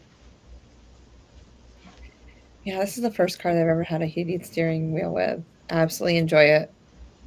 And then I turn it off pretty much as soon as I start driving because I won't need it after that. But it's great. Sheila lived in Michigan for a year, confirmed. Hmm. You know what? As a Southern person, I'm not talking about from the South. I'm talking about from Southern America. It is culture shock when you go up north and it's cold. Hmm. It's culture shock. It definitely can be. I'll take humidity over cold. It depends. I don't know. I don't know. Toss a I, coin with that one for me. I will I'd take rather be in cold. the mountains. I would rather be swimming in my clothes than live in. But again, I'm a desert dweller. Mhm. I'm activated by the sun. I just go out and stand in it. I Y'all are soft. absolutely could not say the same. I told you I wanted to live in Alaska. I went there during the summer, and I was like, "There's no way I would survive the winter here." And it was more out of boredom. Go to Anchorage and tell me they have a hopping nightlife. I do. For some parts of it, anyway. Well, I should say something that's not dependent on the cruise ships. Yeah.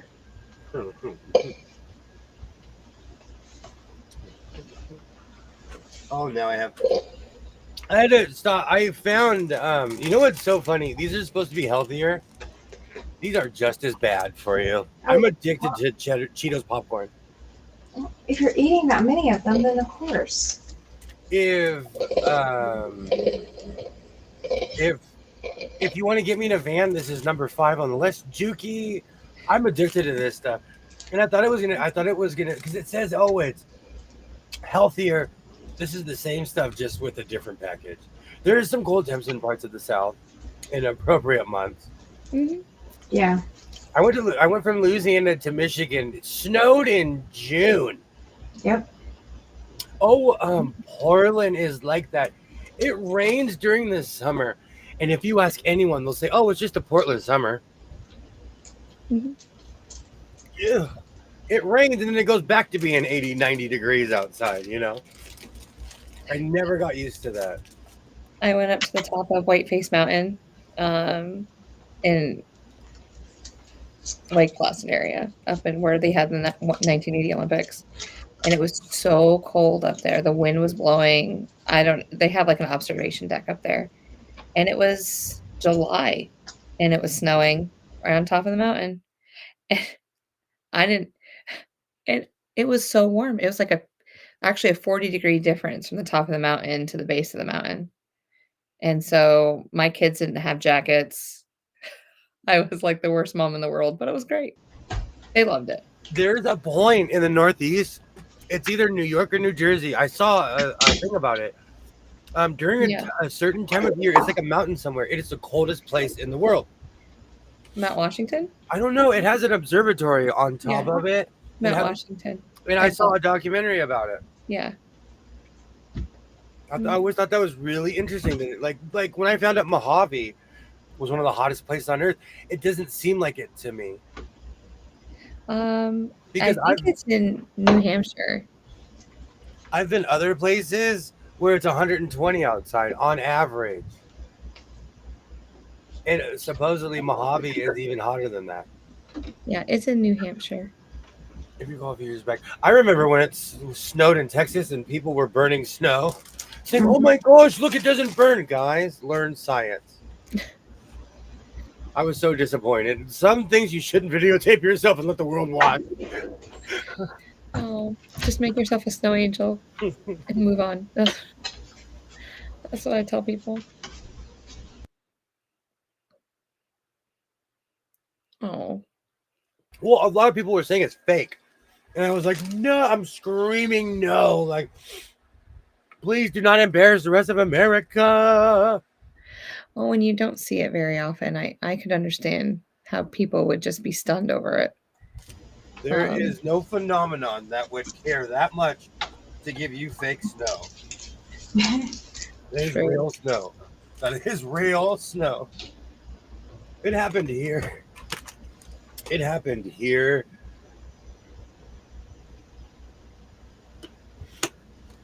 Eventually. One day it will snow every 20 years. It's coming. They already have snow in Yellowstone. 30 degrees in a humid place is worse, but I've never experienced below 0 temps before that. Minus 15 is colder than 30. Wow. Yeah. If you take a dry climate and you drop it, like the negative 37 that I've seen here already, that is not nearly as bad as even just like 32 in Chicago with the wind and the Snow humidity. flying. That is just, that will bite you faster. Yeah. Or just about as bad. Yeah, lake effect snow is an Oh, absolute. definitely. Have you seen Buffalo every year?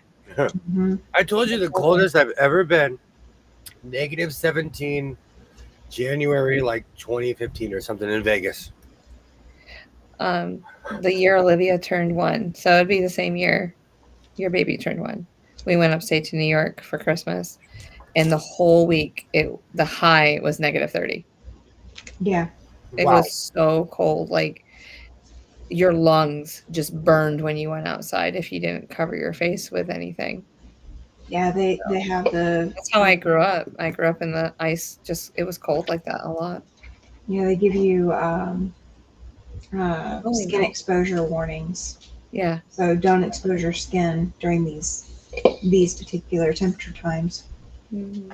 You just have blasts of cold air coming down from the Arctic. Crazy. I don't think I've ever been that cold.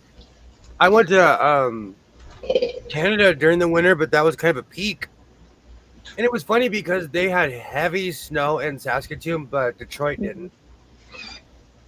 They had snow, but nothing like Canada. They're like each other. Well, they're not that close, but they're close. Yeah. They're close enough. I went to Ottawa, let's see, right around New Year's one year. And yeah, the snow, it was like negative 40 degrees when I was there too. And I was like, why is it always, what's up with this negative 40 degrees? And this was before I had Olivia. So before I was married, but it was fun. I got to travel and do things in Canada. Yeah, Oklahoma is definitely nothing like Michigan in the winter. When I was younger, I used to talk trash about snowbirds. Now I'm like, I understand. Come on down. I told you, I want to be a reverse snowbird. Mm-hmm. I want to live in Minnesota during the winter and then Nevada during the summer. You're wanting the extreme cold and the extreme heat? Well, I'm from the desert, so that's not extreme heat to me. Wow. It will start feeling like that the longer you stay in Michigan. I did acclimate when I lived up north. I did completely acclimate, and I didn't even realize it until I came back down here. Yeah. Just make sure you're living on a body of water so you can ice skate. During the winter, and I definitely have to Chattahoochee during the summer. Yes. It's in my head. Boom, da dum, ba dum, but now that song is in my head. Way down yonder on the Chattahoochee. I'm seriously, I have not experienced Michigan at winter. I would love to. Me too. I'm weird. I wanna go, like, that's something that's feasible. I can actually go do that. I can get in a car and go do that. Yeah. Make sure you have 4-wheel drive. I do. In my truck. I would have to like tow my truck there. Then I'd drive it around. And he has proper snow pants now, Tammy. Oh, very good. And he has that ski jacket. His dad, I call it the dad ski jacket. Yeah. I have several, actually. I don't know. People move here and get rid of their coats, and I'm like, I'll buy that. I just need to get him a toboggan. Yeah.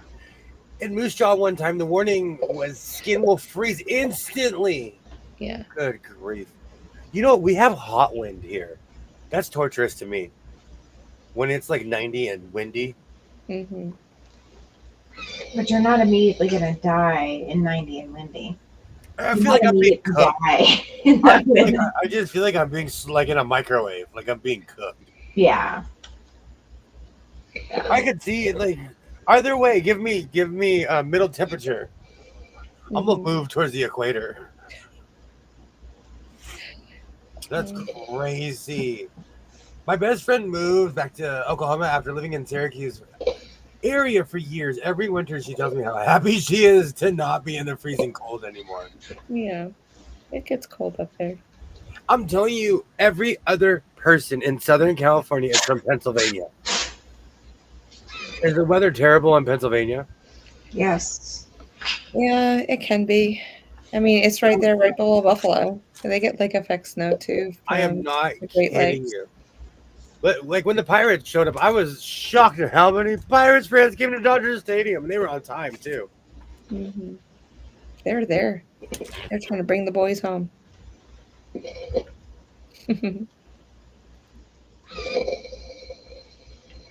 But yeah. I am destroying this popcorn. I couldn't believe they had it at Walmart. Like I said, I really because I make all my food, I fry my own chicken. I have my own little mix and everything. So I don't buy pre-cooked anything. I went crazy at Walmart the other day. Have you tried the sweet chili popcorners yet? No. So popcorners are the ones that are like they're triangle shaped. Yep. But it's the popcorn. They now have a sweet chili version, and it kind of tastes like Doritos. Interesting. It's like popcorn Doritos versus the corn Doritos, like the tortilla Doritos. You know what I mean? Yeah. Katie says Pennsylvania is cold, humid, and gray. I worked there for 2 years. I'm not even saying this to be funny or even funny, haha, because I used to work at Outreach. Every other person in California is from Pennsylvania or has roots, or knows somebody. Like it is a weird connection. Hmm. You know why, right?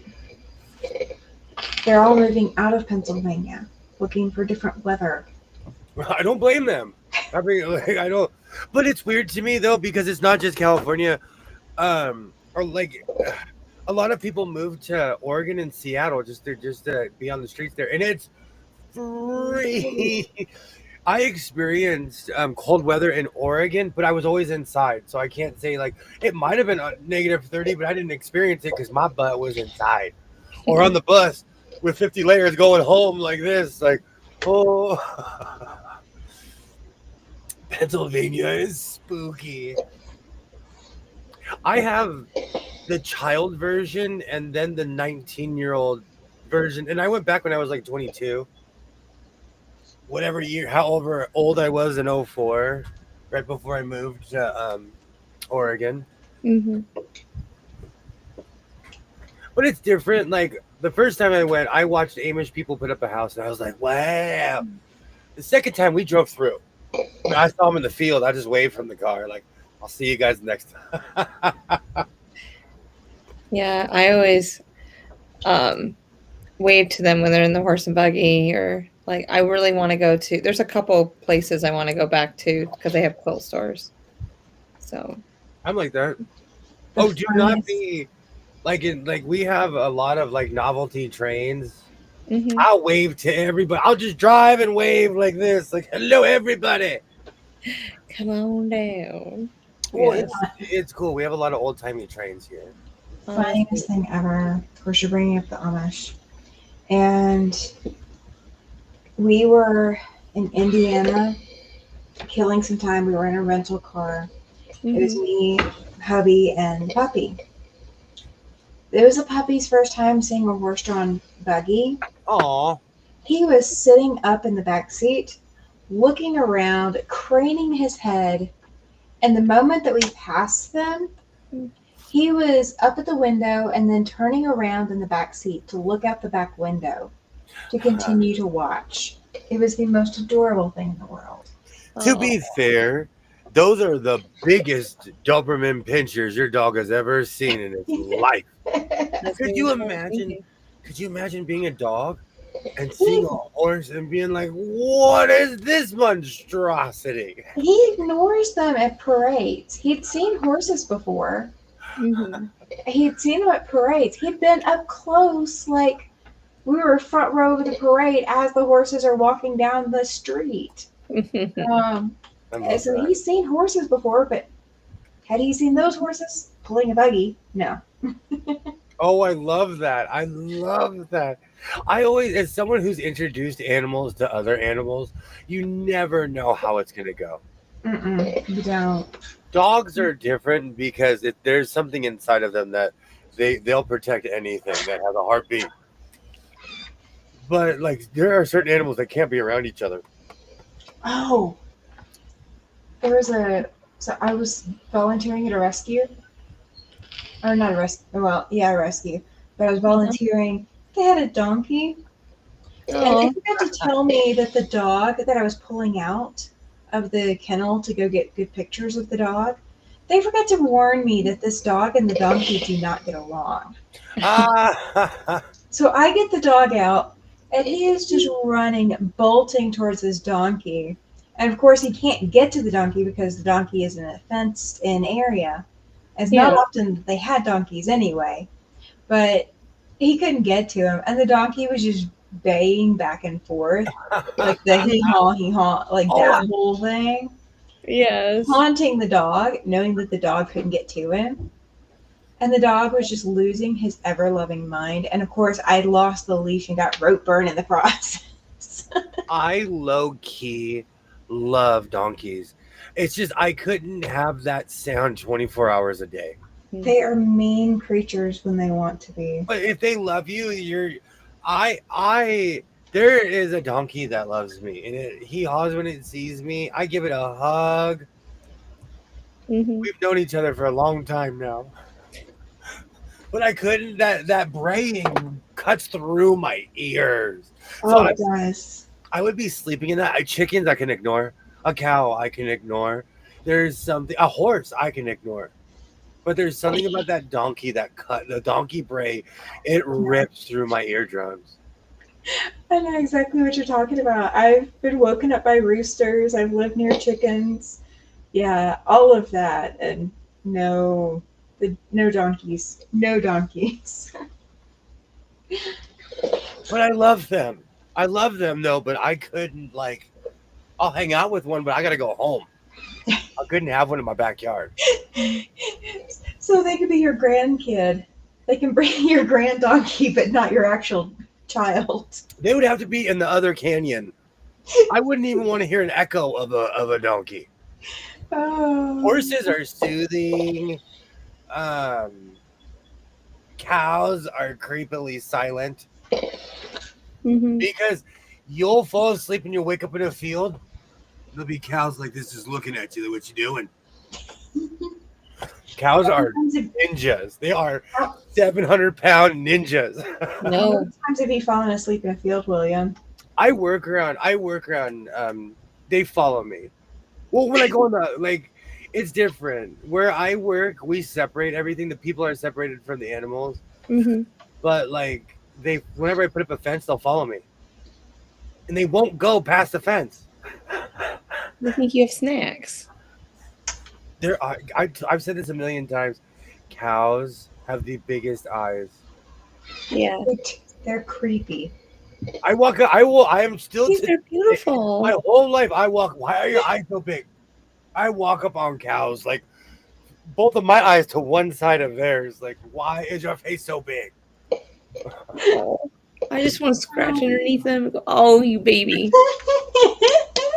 She will. I love it. You say donkey so many times and not pronounce it donkey, like Shrek. You know what? I was told by my predecessor I was not allowed to name donkeys Donkey or Cloppy from Toy Story.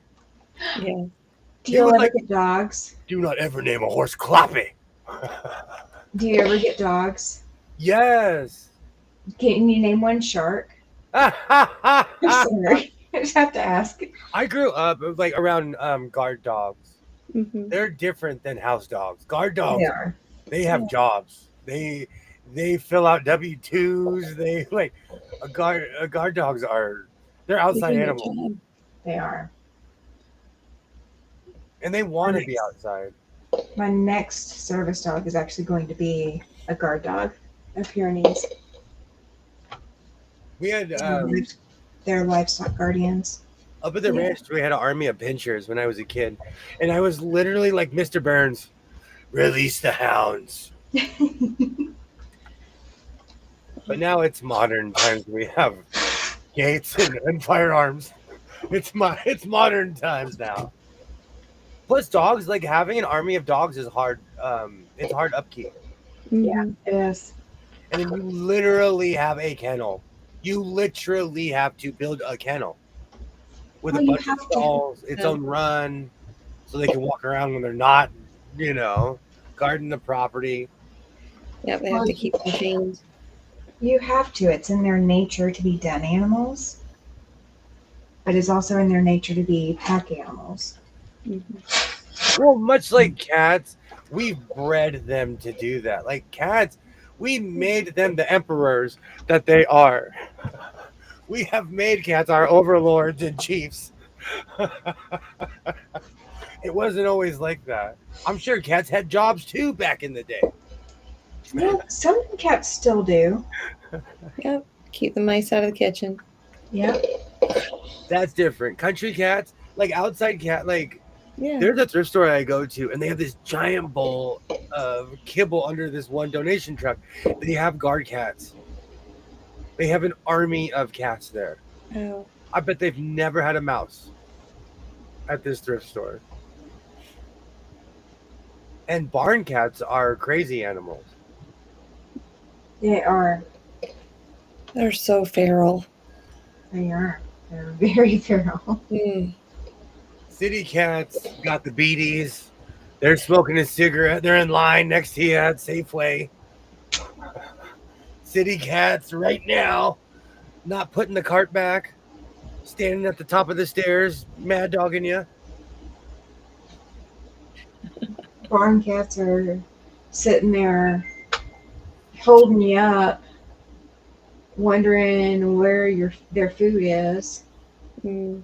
and won't let you leave until you feed them something to supplement their mice income. I watch a lot of wholesome shorts. So there's a bunch of shorts of cats riding cows. Oh yeah. Oh, I all the love a farm best cat. friends. Yeah. I'm allergic as all get out, and I, I I'm not itchy through the screen.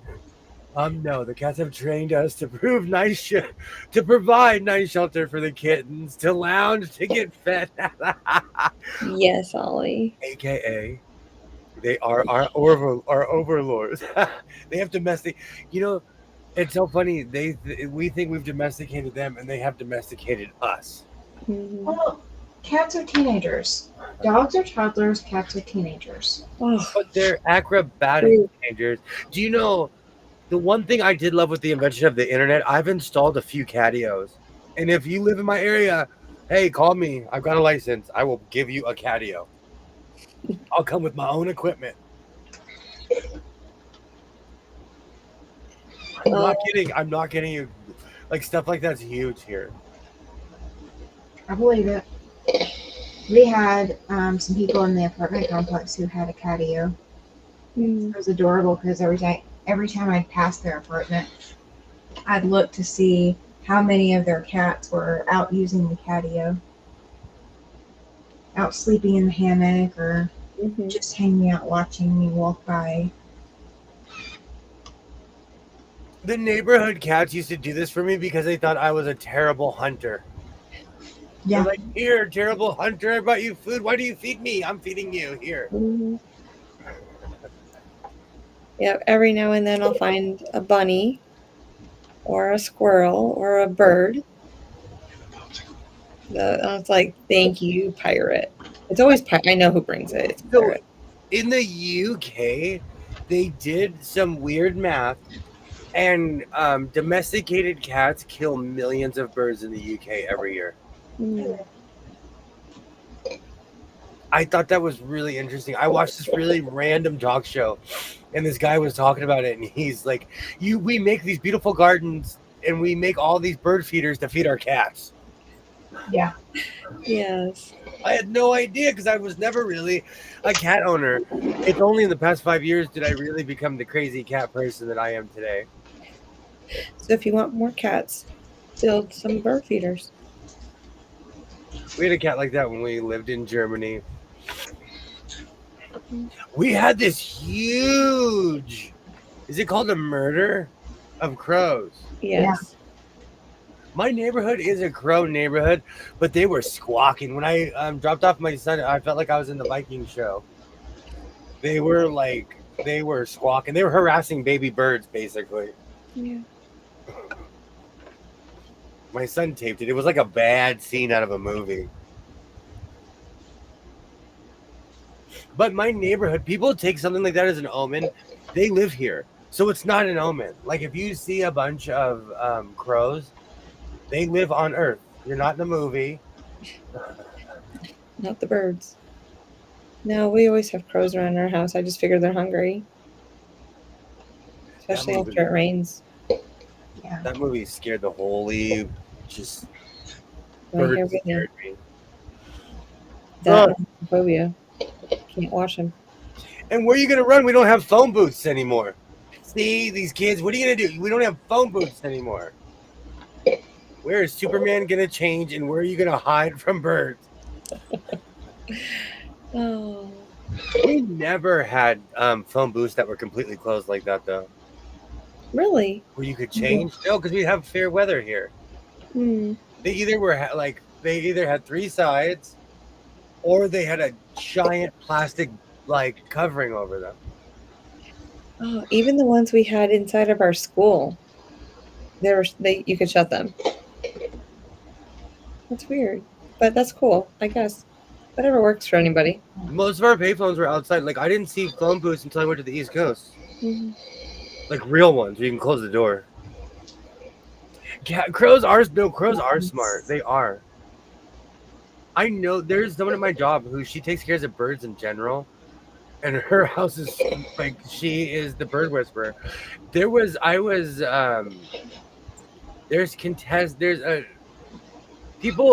different stories. I backed into a tree and a baby owl fell. Oh. And some people blame me and some people think the owl just fell. But she brought it back. Like brought it right back to the tree. She like fixed it, had it for a couple weeks and brought it right back to the tree. Oh, that's awesome. Well, I'm glad that she was able to fix it. For the record, owls are the size of toddlers. And people don't realize They that. are. They really are. I remember coming down this hill, and it was like a blind hill, and it's just this thing was standing up in the road, and it was a barn. It was like a white snow barn owl, whatever it was, a barn owl, I think. I have never seen an owl that big before in my life. Like I slammed on my brakes. It's like 3:00 in the morning. I'm coming home from work. It was Yeah. crazy. There are some that are small, but a good majority of them are fairly large. We get the weird barnyard once, and it was a big point of contention in the canyon. Somebody was poisoning them. Speaking of birds, Oh, hold on. I'm gonna make it big. That actually looks like oh, I love that. I knew somebody in Colorado that got famous for making patches like that. Is that a pheasant?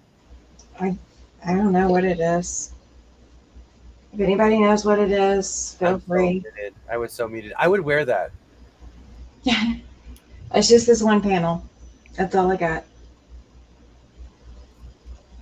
Now I gotta look at the pheasant. I made a giant tunic out of that panel I bought in Nevada at the Desert Quilt Show. Mm-hmm. I literally just was like split sides tunic because I didn't want to mess with the panel. I wanted to keep the integrity, so I cut the maker's mark off and just made it a tunic. I've only seen small owl once. The nest, all the nest burrows in the ground. We have owls that will pick up little dogs. Oh yeah. Oh yeah, oh yeah. Like No. the largest I've ever seen. There was one circling. Oh, Lulu! I cried so hard when she passed away. I used to own a 17-pound Chihuahua, tallest Chihuahua ever. It was half min pin, but well, they lied and said it's a Chihuahua, but it was a min pin. But there was an owl literally swirling over me at the ranch at like 11 o'clock at night. It was like, "Hey, walk away from that burrito." Please. It was the largest owl. That thing, its wingspan was larger than me. Wow. I had a barn owl in my backyard for an entire summer. It was scary big. See, Katie knows. Mhm. They are. Oh, but they have. But I love those videos when they show their tiny little legs. I came across a funny. Somebody was asking if the bald eagles get a break because the government is shut down. I'm sorry. That's another bird that should not be called a bird. We should call that a raptor. It is a raptor. Well, They're- owls are raptors as well. They are.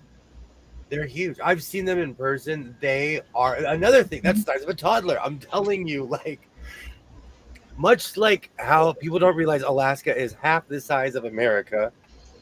Australia is just as big, if not a little bit bigger than America. Owls are the size of people, and so are bald eagles. They're massive. I have a picture somewhere. We went to something in Salt Lake City, and they had an owl there. They were doing a whole like Harry Potter themed something or other. My husband loves owls, and so I have a picture of my husband standing right next to the owl that was on somebody else's arm.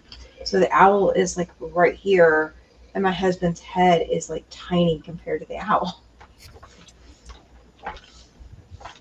Mm. That's like when I found out that I have the wingspan of a condor or whatever bird it was. I was like, wow. Yeah. And I also have the same wingspan as my ex-father-in-law that was 6'3". We have this. He was like, do that again. And we both are the size of a condor, both of us. He wasn't ready for my. You know what? I'm the last of a tribe, so I'm nothing but spare parts. I'm serious. I am nothing but let's give him long arms, short legs, a torso that's this big. Let's look at the genetics we haven't used yet in this family. I'm telling you. Yeah. But I'm really good at swimming. With those size 13 feet.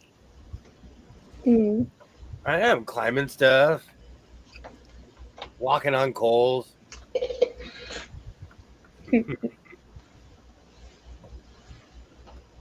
Just, I think you're right.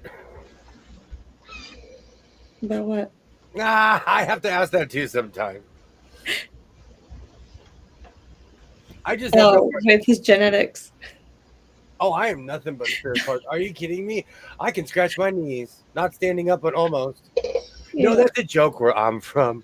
I'd always tell my dad, like, my arms are long, and he'd be like, well, at least you can't scratch your knees standing up. And I would try. Which, for the record, if you can, you are the missing link. We need you. Which science proved there is no missing link, but thank you so much for hanging out, Jean. Thank you so much. I will be sewing that really weird material this evening after I clean in here. Mm-hmm. Oh, the pheasant. Thank you. Okay. I did look it up, and I did believe it is a pheasant. Yeah. My dad used to go pheasant hunting when we were little. So. Do Cornish game hens count? Do Cornish game hens count? Do I eat them? I'm kidding. No, I'm obsessed with Cornish game hens. They're just tiny chickens to me. They are. No, they're good. I buy them. Or 2 packs at a time. It's an easy meal for me and my son. Mm-hmm. And we each get our own little mini. We always a kitty called a mini chicken. Yes. But no, my dad used to bring us hunting in the woods. I think just to go for a walk and for us to keep quiet for just a moment in time. Yep. Because we were always talking. We always wanted to tell him everything. Because we only saw him on the weekends. But I'll have to call him tomorrow. I miss him. But anywho, uh, My son is about to make steak and mushrooms. ooh, So see, that's the benefits of being an only child, I guess. yeah. Hey, onions. He needs to put onions with it. Green peppers. Twinny McTwin says you need onions and green peppers. Definitely peppers, but not onions. I remember last time I made Yeah, onions are. I went through an onion phase myself. I don't Mhm. jump at them. Yeah. Those are my omelet days. That's right. No missing link to human past. I am no direct link to Neanderthal. I like using antiquated terms. We have found out that there is no missing link. It just kind of went like this. There's no missing link. It's called evolution. Mammalians, but we can argue about that some other day. Well, So Um, slide in on the truth. Ollie, do they have your blood stored somewhere in some museum? Steak and mushrooms for two. Okay, I'm not kidding you. I come in the kitchen right when he's done cooking, and I'm like, I come in with my fork and knife. Dad tax. I'm teaching my son about taxes and about life. Yeah. You work really hard, and someone comes in at the end and takes 30%. 30, I take 40. I'm nice. No, when he would make pizza, I'm like, I'm gonna teach you about life, and I would literally take I would make an odd cut off the pizza. Oh. But fresh pizza is something else. Because he would get the dough, he'd make it, and I forgot how much I loved fresh pizza. AOO type Jess.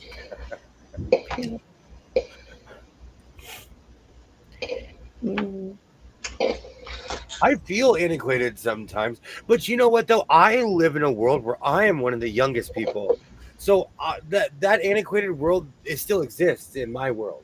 Because everyone I know, when I make references to shows, like I walked in and I was like, I've been watching Flow, and someone was like, oh, I missed that show. You need to bring that in. But everyone went to Amazon and got it. They're like, oh crap, you got it on Amazon. Yes. So in my world, I and I'm not kidding you. Whenever I say under 25s, it's because someone will say, I've never seen that. And now I understand, because if you're of a certain age, of course you haven't seen Star Wars or certain things, because that may or may not be your thing. In our day, you either had seen it or you didn't. There was no in between of like, oh. No, my mom was never interested in any of that, so I didn't see any of it until I was older. I grew up in a Boeing and NASA house. So they were obsessed with space. Star Trek, I'm not kidding you. Seinfeld was the first non-sci-fi thing my family would watch. Because every week, we'd have shows as a family. We'd all come together and watch. And it was always either Star Trek or Nova or something sci-fi. But then Seinfeld showed up. And my whole family would sit there and watch Seinfeld. Was Nova Sunday nights? Oh, it was on during the week. They would, yes, but they would also run it like on Wednesdays, because PBS really didn't have programming like that back in the day. No, I remember watching Nova. I love the opening. You are watching. It has these weird drums. I miss it. I miss the old school Nova. I just miss PBS. Period. But I'll watch Bob Ross in a hot minute when he comes on. I still watch Bob Ross. I told you I was watching Bob Ross last night. Oh, yeah, you did mention that. You know why? It's because Isaiah. Oh, we didn't close the door properly. I just love that. Oh, we're gonna put our buddy the rock right here, and we're gonna put our wonderful little friend, our best friend, right here, the tree. And he has another little friend. I just love the way he talks. I need that in my life sometimes. I need some happy Yeah. little trees. And let's use some titanium white. Mhm. I heard that that negative blood comes from aliens. There's no reason why humans ever needed negative blood. Probably heard it from that guy with the hair. Okay. Funny. I was- Aliens did not build the pyramids. They did not build Easter Island. They did not. It was just people. Imagine what you could get done without the internet. Mhm. Imagine what your life would be with no distractions if you dedicated your life to one thing. You would do something spectacular. Exactly. Could you imagine though, taking the sandstone, the limestone rocks, and dragging it and creating these huge machines that would help you pull them up the pyramid? Because they had to have had some type of pulling system If that you no longer gave exists. if you gave me like 3,000 people, I could build you a cathedral in a week. Mm. What it is, it's humans working in unison, really. But you don't think they had like pulley systems and things? No, I do. Oh. I truly do. But that was everybody's job. In Egypt, there's graffiti all over the wall, and they were just like us. It is the funniest thing to be like, Baracus drank too much alcohol last night and got drunk. So and so walked in the wrong tent. And there's graffiti all over. That was their job. That's what they did. Yeah. Everybody had little mini jobs, and everybody dedicated themselves to this one project. So I don't ever see imagine. myself going to the pyramids. So. I'm not saying we should do that. I need I need my alone time. But it was, they didn't have the same distractions as we had. Yeah. I didn't watch television from the time I was 17 until I was 28. Do you know I consider that more my developing years than my teenage year? Mm-hmm. Because I read a million books, I went and discovered things, Now I'm sitting on my couch, lip out, all bitter. No, I'm kidding. No. Oh, everybody does need happy trees too. Everybody needs happy trees. I'm one of those people. Like I always say, the world is negative enough. Mm-hmm. I try not to be that person. Find that silver lining and ride that. Just do it. Who cares what anybody else has to say? Whatever makes you happy, just do it.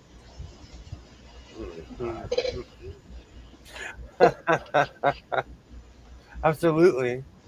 At least that's how I live my life. Mm-hmm. I am one of those life's too short kind of people. I have to fight it a lot, but I eventually get what I want.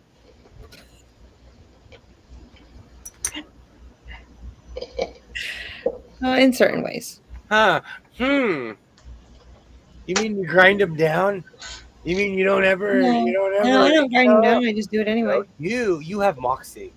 People don't have moxie anymore. You have moxie. I mean, I'm 44 years old. If I want to go do something, let's just do it. If it can happen, do it. Who knows when you can be able to do it again? Yeah. I also watched that on YouTube. Type in "I turned 50 and stopped caring." I'm not kidding. There's a ton of videos. They're inspiring. I'm not even saying this to be funny. They're inspiring. I'm early.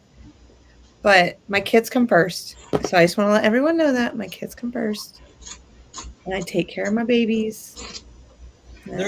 First of all, I'm next. we need to normalize not filming people in public, though. Mm. I don't know why it bothers me. I don't know why it bothers me so much. Stop filming strangers. Like, if someone didn't sign a waiver, do not film them.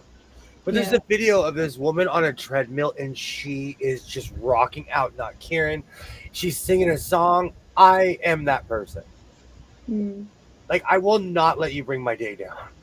Ignorantly, I'll put my headphones on and scream and sing I'm too sexy. The stones and stoneheads came from far away. I'm telling you, it was people that like everybody in the village was like, we're gonna bring these over here. Then they got bored and they're like, what are these guys doing? Oh, come and help us push these stones.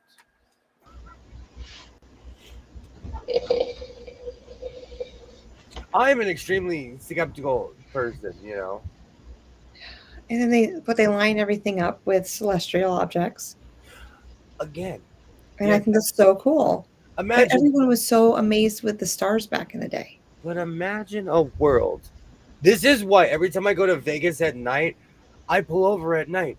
Imagine a world with no light pollution in any way, shape, or form besides a fire or something that you could easily walk away from and be like, you would see the stars during the day. You would be able to see certain planets during the day, and they could because they didn't have the obstructed views that we have. Yeah. They didn't have mega cities. I saw this shot of Vegas from outer space. You can see Gene, Nevada from outer space. Then you can see the freeway that leads and then Vegas just this bright blob on the map, Mhm. you know. I'd love to see stuff like that. Just No, because you don't have trees like I do here. no, we don't have And no, so we have no trees. that is when I get there in January, I will do that. I already told myself I'm going to rent a car and I'm going to go as far east as I can. And I just want to see the stars. You just Yeah, have to turn your plenty of back. time. You just have to turn your back to the southwest. Because the southwest is lit up like a Christmas tree. But if you turn your back to the southwest and you look, at least where I live, you can see the stars. But I need to get away from the light pollution first. In no way, shape, or form am I saying that you said it's aliens. I get triggered by ancient aliens because as humans, we don't love our species as we should. Those were human.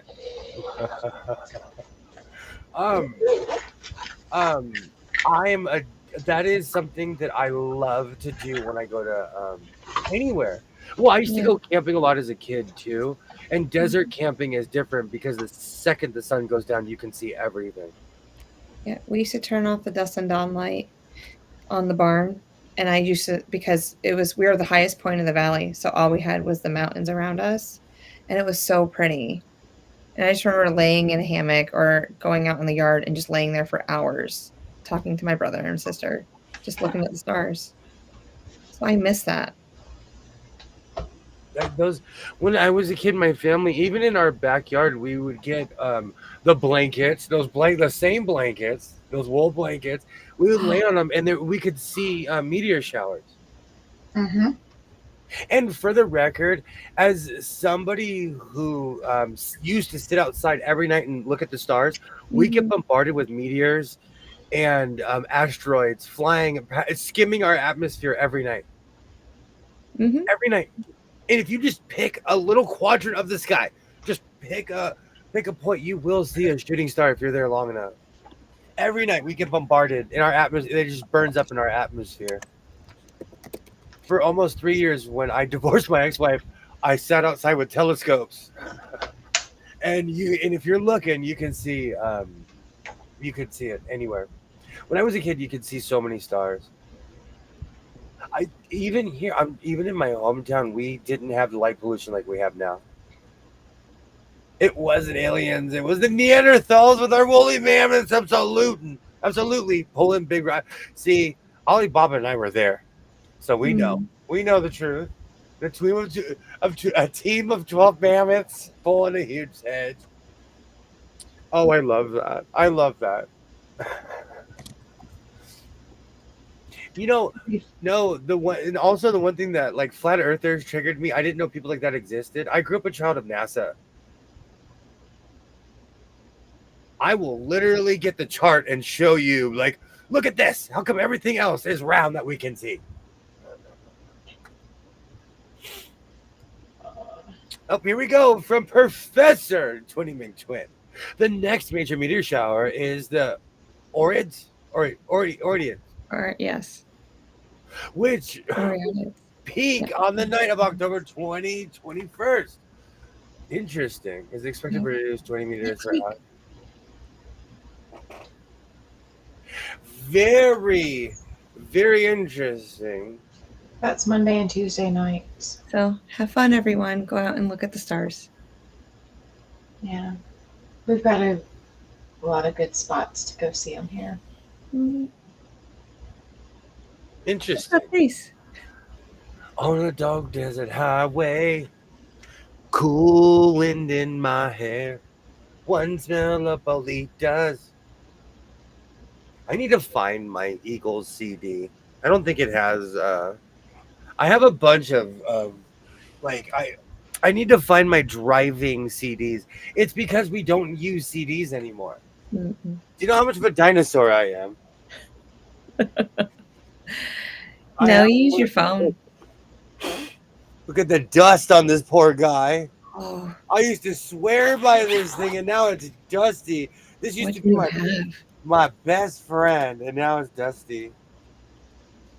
I've got one, but it's like got, instead of the 2 per side, it's got 4 per side.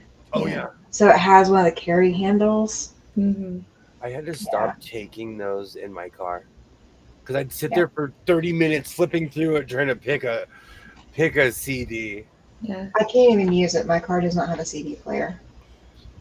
I have a CD player I can put in there, but do I want to fool with the extra room and mess and all of that? Mm-hmm. So I don't know. I'm going to be taking a trip next week. I'm going to be taking time off. I'm going to do my Wednesday stream, but I probably won't do my Friday and Saturday stream. I'm going to go find myself some asteroids, some meteors. Go ride them. On Monday and Tuesday are better Right. nights to see them.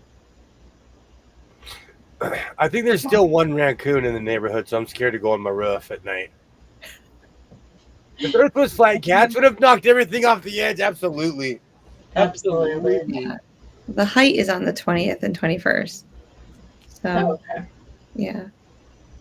No, it's one of those things, and I think also I've had the privilege of seeing certain things, and so like when people say things, I'm like, no. Now, if something showed up from outer space, like Superman style, we would say, wow, that's from outer space. That's completely foreign. Just because it's old, you know. Yeah. I wonder how much space junk falls, though. Aren't anything that we've ever launched that hasn't still burned up there. the atmosphere is still up there. Yeah. I mean, it has to eventually fall. Right? Is it? What's that? Wouldn't it eventually just fall? Most of it burns up in the atmosphere, but I don't know if you remember a couple years ago when a Chinese space station was burning up. They told everybody,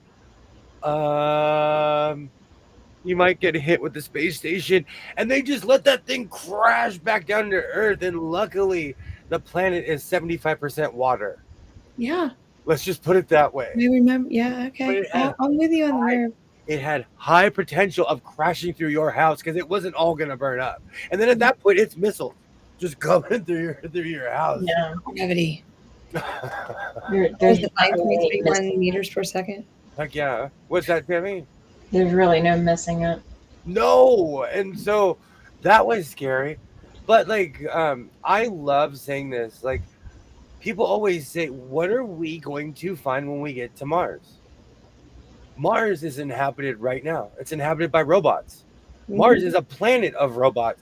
Between us and Russia, we have been hucking robots and probes. There is a nuclear probe on Mars right now that the Russians launched in the 70s. Yeah. Well, we're going to find ice, too. It's going to be us. It's going to be us. Any microbe there, we probably sent it there. And it's something like, why do I live? Oh my gosh, what am I doing on Mars? I wonder where these tracks came from. Us. Robot. Find The it. other robot. From that Johnny Five looking thing that's on Mars. I love that question. Oh, go ahead. I am going to have to sign off. I am getting loopy. No worries. I'm I only hit gonna my go. wrist earlier. I'm only gonna go 3 hours tonight, anyways. Y'all should check Okay. it out. Well, I will see y'all later. I'll catch up with everybody. Y'all have a good Good one. night, Tammy. All right. Bye. Bye. I've actually watched a good. Thank you so much for stopping by, Tammy. I know exactly what you're talking about, Sheila. I know. And when I was a kid, and Mhm. still to this day, I can't watch Fire in the Sky. And I had a book called Dominion that was basically the fire in the sky. Basically it's just a book about it. I'm not closing the book. I'm just saying. Yeah.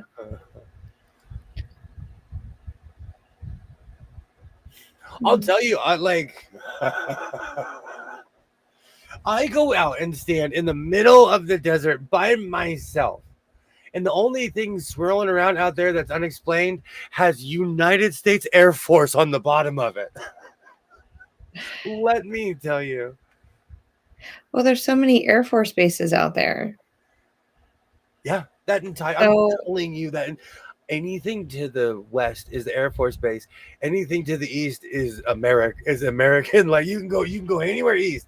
That's why there's yeah. really no gas stations on the right side of the road. Mm-hmm. So coming back. I've actually heard of this. I've actually heard of this before. I'm not doubting anything. Again, like a no way, shape, or form am I doubting anything. Mm-hmm. Hmm. The numeric possibility is infinite. Universe is 100% there. Has to be other life out there. I agree. That's the Fermi. Well, the Fermi paradox is if there are aliens, where are they? Well, and then they found other planet-like rocks, or whatever you want to call it, planet-like structures that look like Earth and that could like inhabit other things. So you just never know. Well, the thing is, as we look out in the cosmos, we're not as rare as we think we are. So Yeah. it's just a certain. We live in the Goldilocks zone. So if Mhm. there is a planet that is within the distance of a sun, as we are, Exactly. they could all grow up to hate each other just like us. They They might could- have 3 legs and 4 arms. Who knows? But still, yes. Or still might be in their primate stage. Yeah, inhale oxygen and exhale cyanide gas. This is what lives in my brain at 3 a.m. Oh, they're all amoebas. Well, That's a peaceful world. no one's talking yet. One cell organisms. Hmm. Lived there after it happened, and people talked who lived there at the time, and they said it Mhm. was real. There's unexplained things like the Phoenix Lights. Mhm. Still to this day, no one's been able to explain. And if you live in that area, it's a giant valley. Phoenix is a humongous valley if you look at it from the sky. Maybe there's so many things that we can't explain. Just phenomenons or things that they don't want us to know about yet. Oh, there's no. We as a species are not. We are leaky buckets. If there was a secret, someone would be telling it. Mm. There's no way. The closest Earth-like planet that we know of, the Goldilocks zone, is 1.4 billion light years away. Yeah. If we do see them, we have developed from the point in time. They have developed from the point we have seen them, very much so. Mhm. Oh my gosh! In Pale Blue Dot, Carl Sagan talks about that. He's like, if another planet is looking at us right now, they're seeing the dinosaurs. They're not seeing us. Oh, because of how, yes. How light travels. Far away, yeah. Well, this is what I tell my kids too, thinking about light years. When you turn 70 years old, look up at the sky, and that is the stars that shone down on you when you were born, the closest stars. I like that. So yeah, when I do my space unit, I start off with that, and I get their attention and then we go into the moon. So Babylon 5 had this whole thing where these people were trying to catch the light from a certain planet, and it turned into this mathematical equation. 42. I Yes. I have the original Hitchhiker's Guide to the Galaxy. Do you know what's funny? Do you think I get a copyright strike? No. In my original videos, I'm watching it. When I'm sitting there with all the screens in front of me when I'm playing Mario, I'm actually watching it on VHS. But I watched it so many times, dang near wore the tape off. And I have yet to find a VHS copy of Hitchhiker's Guide to the Galaxy where it has not been watched 1,000 times. Oh, I miss Hitchhikers. I might watch it. I have all the versions. The 2000s version, the series. Yeah. I grew up just, a curious kid, and Nova and all that stuff. That is what got me into science. I still get Scientific American. I'm jelly, by the way. I am such a science nerd. Let me cover my address, but I I still think get that's so this cool. every month. This is this month's issue. Whenever you mention it, I was like, man, I gotta look that up. I do. Because I think that would be amazing just to have that in the classroom for kids to read and look through. It makes me feel connected to the world, and in the now I'm singing One-Eyed Horn, Flying Purple. That song is a tongue twister. No, because I get that confused with She Wore an Itsy Bitsy Teeny Weeny Yellow Polka Dot Bikini for the very first time. They have a very similar beat. They're very similar. Oh, that's fun. I am going to be sewing my face off. You know what's so funny? I bought this cup from Walmart, and the lid was the handle was broken, and I didn't even realize it until I got it home. Oh. That's industrial super glue, which technically is illegal in the state of California because it says it on the bottle.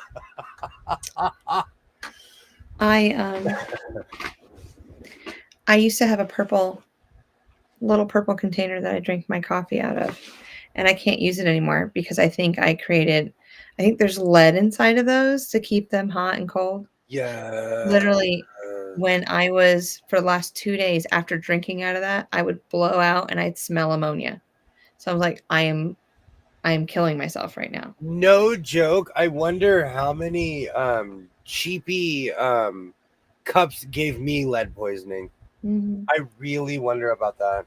So I threw it away and told my family, none of my coffee cups go in the dishwasher anymore. Stop poisoning me. Yeah. Because I told them, I was like, I'm going to have to go to the hospital if I keep smelling pneumonia. Because either that or I have kidney disease. You know what? It's one of those things, like, the only time you really got to freak out is if you smell burning hair all the time. Burning hair? There's like certain signs of having a stroke. Oh, okay. Yeah. And they're obvious. There's like obvious signs. There's a chart at my doctor, and it has all those signs. It's like, have you experienced blah blah blah? And I'm like, well, kind of A, some of B, a little bit of C, kind of. I like it when the doctor asks me, "Are you safe at home?" Doctor never asked me that before. Do you have a weapon at home? No, just leave me alone. Just stop. I feel safe. I'm good. You know, I told you, I've had the same doctor forever. So they're like, are you ever going to be healthy? Are you ever going to be healthy? They're almost disappointed that after 40 something years, I am still just as sickly as I was at 8 years old. Oh, I tell them that you have to keep them in business. I I jokingly say that I do keep them in business. Yeah. I was like, you need me. I feel like I made a little bit even more of a mess. I'm gonna have to rearrange after I make my coat this evening. Well, what do you make? So the fabric that you showed earlier, the Is that orange? orange yellow Oh, am I fabric. colorblind? Am I colorblind? Here, I'm gonna pull it out. Am I colorblind? Is it brown? I don't. Ish. I Ish. haven't. I have this thing where I don't wear anything that's near my skin tone, so I'm Yeah. branching out. I'm branching out. But this is very 1970s, 1980s color. Mhm. This is like reddish brown cream Which side orange. did you use? This is the side. With The other side. That's the other side. This is oh, okay. that's Okay. the inside, and that's the outside. Oh, so the orange. Okay. I don't That's even know what nice. color you You call know that. what? You're going for the year of the curve. I'm kind of feeling it this. Oh, let's get curvy. Let's get dropping it. We're getting curvy. We're getting curvy in here. Great. Just as I thought, I got that song out of my head. You're welcome. That's right. That's right next to. I've been using this hand lotion my friend gave me every morning, and I wonder why. I smell cookies. Hey, I have a thing. If I don't smell like a candle, there's something wrong with me. I lather up. I smell like I love that. Are you still seeing your pediatrician? Okay. So when I moved away when I was 17 years old, and my pediatrician moved to adults. And so I came back. And the funny thing is, I got Kaiser insurance just because that's like the biggest thing in my town. I'm sitting there, and my doctor, who looks like the guy from ER, the bald guy. Yeah. Oh my gosh, it's his twin brother. But anyways, he walks in and he's like, I can't believe you're still alive. And I was like, Hoffy, because his name's Hoffman. First of all, he hates it when I called him Hoffy back then. He hates it when I call him Hoffy now. He's a great man. I've known him since I was a little kid. Yeah. And he was plucky. Because now that I think about it, he was probably like 25, 26 when he started. And now he's like bitter. He's bitter. So because I pay for my health insurance, I by happenstance have the same doctor that I had as a kid. And it's weird because he's really familiar with me. Mm-hmm. He's really familiar with me. And so we have conversations. We have conversations that most people do not have with their doctor because that man has known me a little bit too long. So he's almost too familiar with me. If he could smoke a cigarette in the building, he'd walk in and be like, what are you doing? What is it this time? What is it this time? Yes. He is so over my ass. It is not even funny. Kaiser is the biggest medical insurer in California. Strikes Tuesday. Yikes. Mm. So well, I got all my medicine. Well, tomorrow it is. I'm glad I recently read up on all my medication. No, but Kaiser, they're expensive, but they've saved my life a couple times. So they've been good to me, as the saying goes. Yes. But yeah, Hoffy, like I was gone from the time I was 17 until like I didn't get reinsured back here until I was 29. He was happy to see you again. So I didn't see him until I was 30. I bet it took a little while to catch up.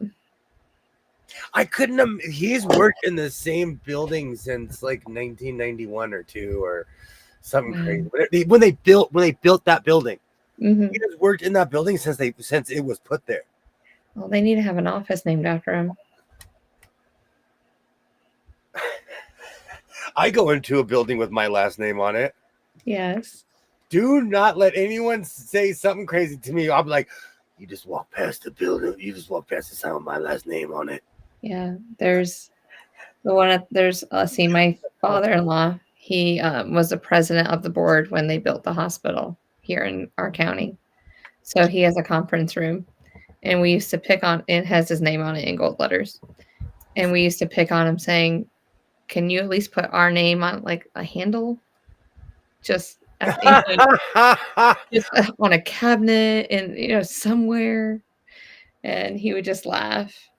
And so every time I go in that building, because it's like right there, right when you enter the building, like when I have doctor's appointments, I have to go into this building. And I just snap a picture going, "Papa, I'm here." So it's fun. But oh, he's such Okay, a good guy. there's a doctor running for office here in VA who has his patients call him Dr. D. He's a pediatrician. Okay, okay, this isn't decent, but when I was a kid, we had a dentist called Dr. Dean. He had a curly fro. Oh my gosh, it was the 80s. He would give you yellow t-shirts with him literally holding a toothbrush over his head with his curly fro. And his name was Dr. D. Nice. Never got a t-shirt for going to the dentist, but that's I amazing. didn't. No, my brothers and sisters got checkups. I got my parents' bills. They had to go get loans. But then again, you got all the spare parts. I know my family traditionally, without even nicotine, has bad teeth. Hmm. Like, there's just something about my family. Like, brush your teeth, eat carrots, eat your vitamins, you'll be fine. But like, there's something about people in my family. Like, if you've ever smoked nicotine, your teeth are gonna rot out your face. I went to the dentist like 2 weeks ago, and he goes, "All right," like they just had done like doing everything, and he looks at my mouth. He goes, "Oh, she still has wisdom teeth." I'm like, "Yep." And he goes, "I can't believe you still have wisdom teeth." He goes, and then he started going on, and I was like, "Okay, so my mouth is big enough for wisdom teeth. Thank you." My doctor says that about my tonsils. He Yeah, tells me all the time I am the one person in my entire generation that did not get their tonsils removed. yeah. Well, mine are gone. Yeah, I think I was 8 years old. For some reason, how old are you in the 6th grade? 12, 13. For some reason, when I was in elementary school, Yeah, a rash of kids got their yeah. tonsils removed. It was a big thing back in the day. I think all of my family, all of us kids got our tonsils taken out. So I think we all got tubes put in our ears too because we had so many ear infections. We were Still, sick. I'm still a natural human. All original parts. Some have fallen off, but all original parts. You have a couple sets of wisdom teeth. Ollie. We need that for eating wild rhubarb. Yeah, I guess you do. One full set and 2 half sets. Ah, thanks, Ollie. I I get it. had mine. I had mine pulled because other ones grew in. So technically, my wisdom teeth, I would have had 2 sets as well if I didn't have them. But I got the buckle. I wouldn't recommend that to anyone. The buckle. You don't know about the buckle? See, it's because I have a beard. I got my back teeth removed on both sides to give myself more of a rocky face. Oh, I'm not kidding you. I got the buckle. okay. That's what it's an old school Hollywood thing.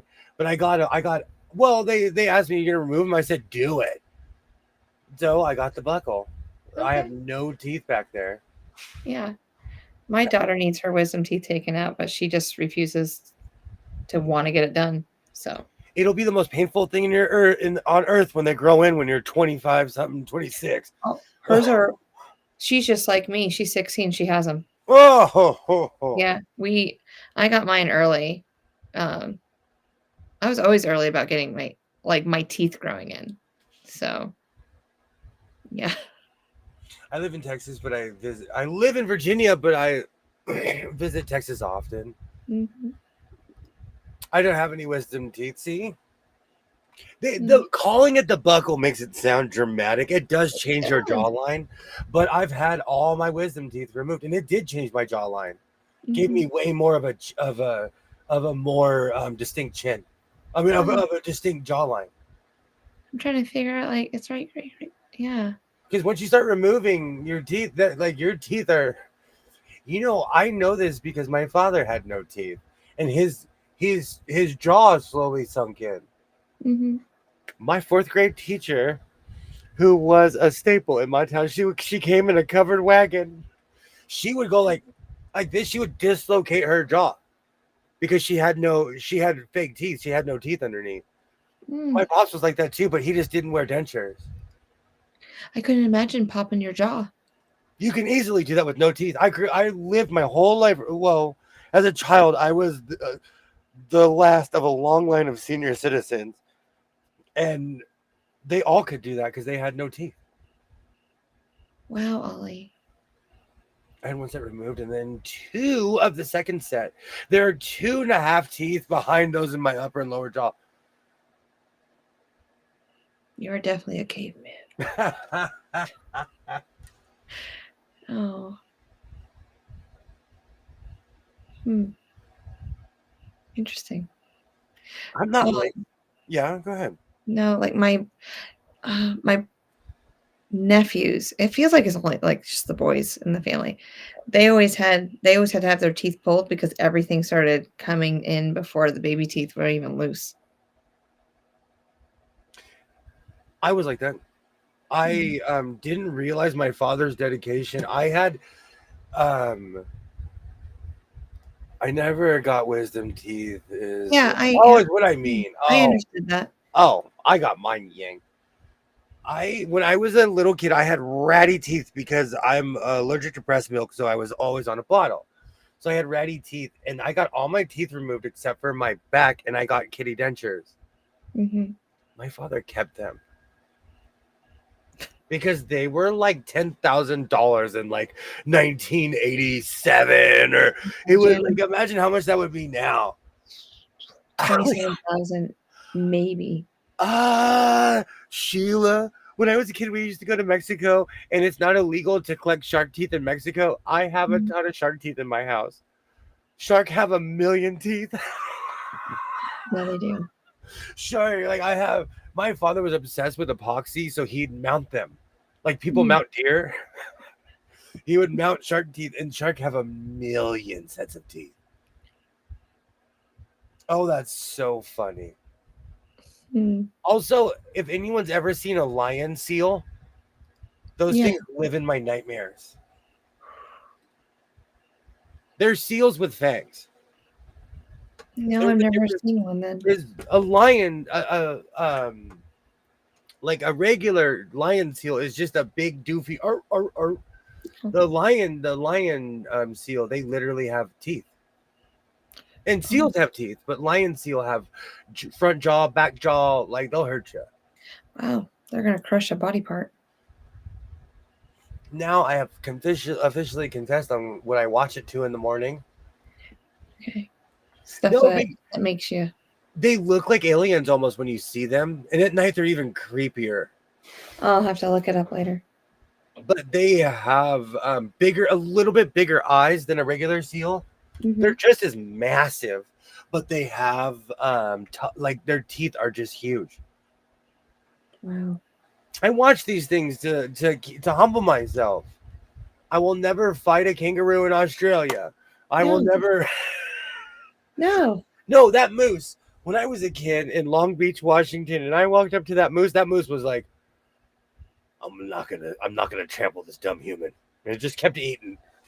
We're gonna let him keep one of his 9 lives today. I will say though, it did look at me, and I continued to walk towards it. And it looked at me, and it put its head down because it was like, oh, dumb human, harmless. It was the largest, and still to this day, the largest animal I've ever seen outside of a zoo, ever. I've seen Shamu, but Shamu was in a tank. And I see Willie. I've seen Willie. Willie Keiko was in a tank as well. Yeah, and they wanted you. After I saw Blackfish, I need to find that picture. I'm like this because I'm a born ham. I'm wearing members only because it's the 80s. Yes. My curly fro. I'm holding food because I'm obsessed with food. And Willie, no, I'm so sorry. Shamu is like, come inside, little boy. You look like a chocolate sundae, like one bite. Chocolate sundae. I had no idea those fish were so angry. I had no idea how angry orca are. I was a child. I remember old SeaWorld. I remember you could walk up and touch animals. Mm-hmm. They're huge and make farting noises. They live in my dreams. They live in my nightmares. Leopard seals are scary. Thank you. Yeah, I agree with that too, Katie. Look them up. Leopard seals. Those are the ones I was talking about. Mm. Those are the ones that look like aliens. Okay. All right. I got you. And if you flash the light at them at night, they're like, ah. Hi. They look like someone possessed a seal and gave them teeth. Oh. Yet another successful run around Jupiter. I can't wait to come out with I'm not a tourist, but I am tourist camera. Well, I can't wait to see the video you make with it. I'm going to try to film the things I do. No promises.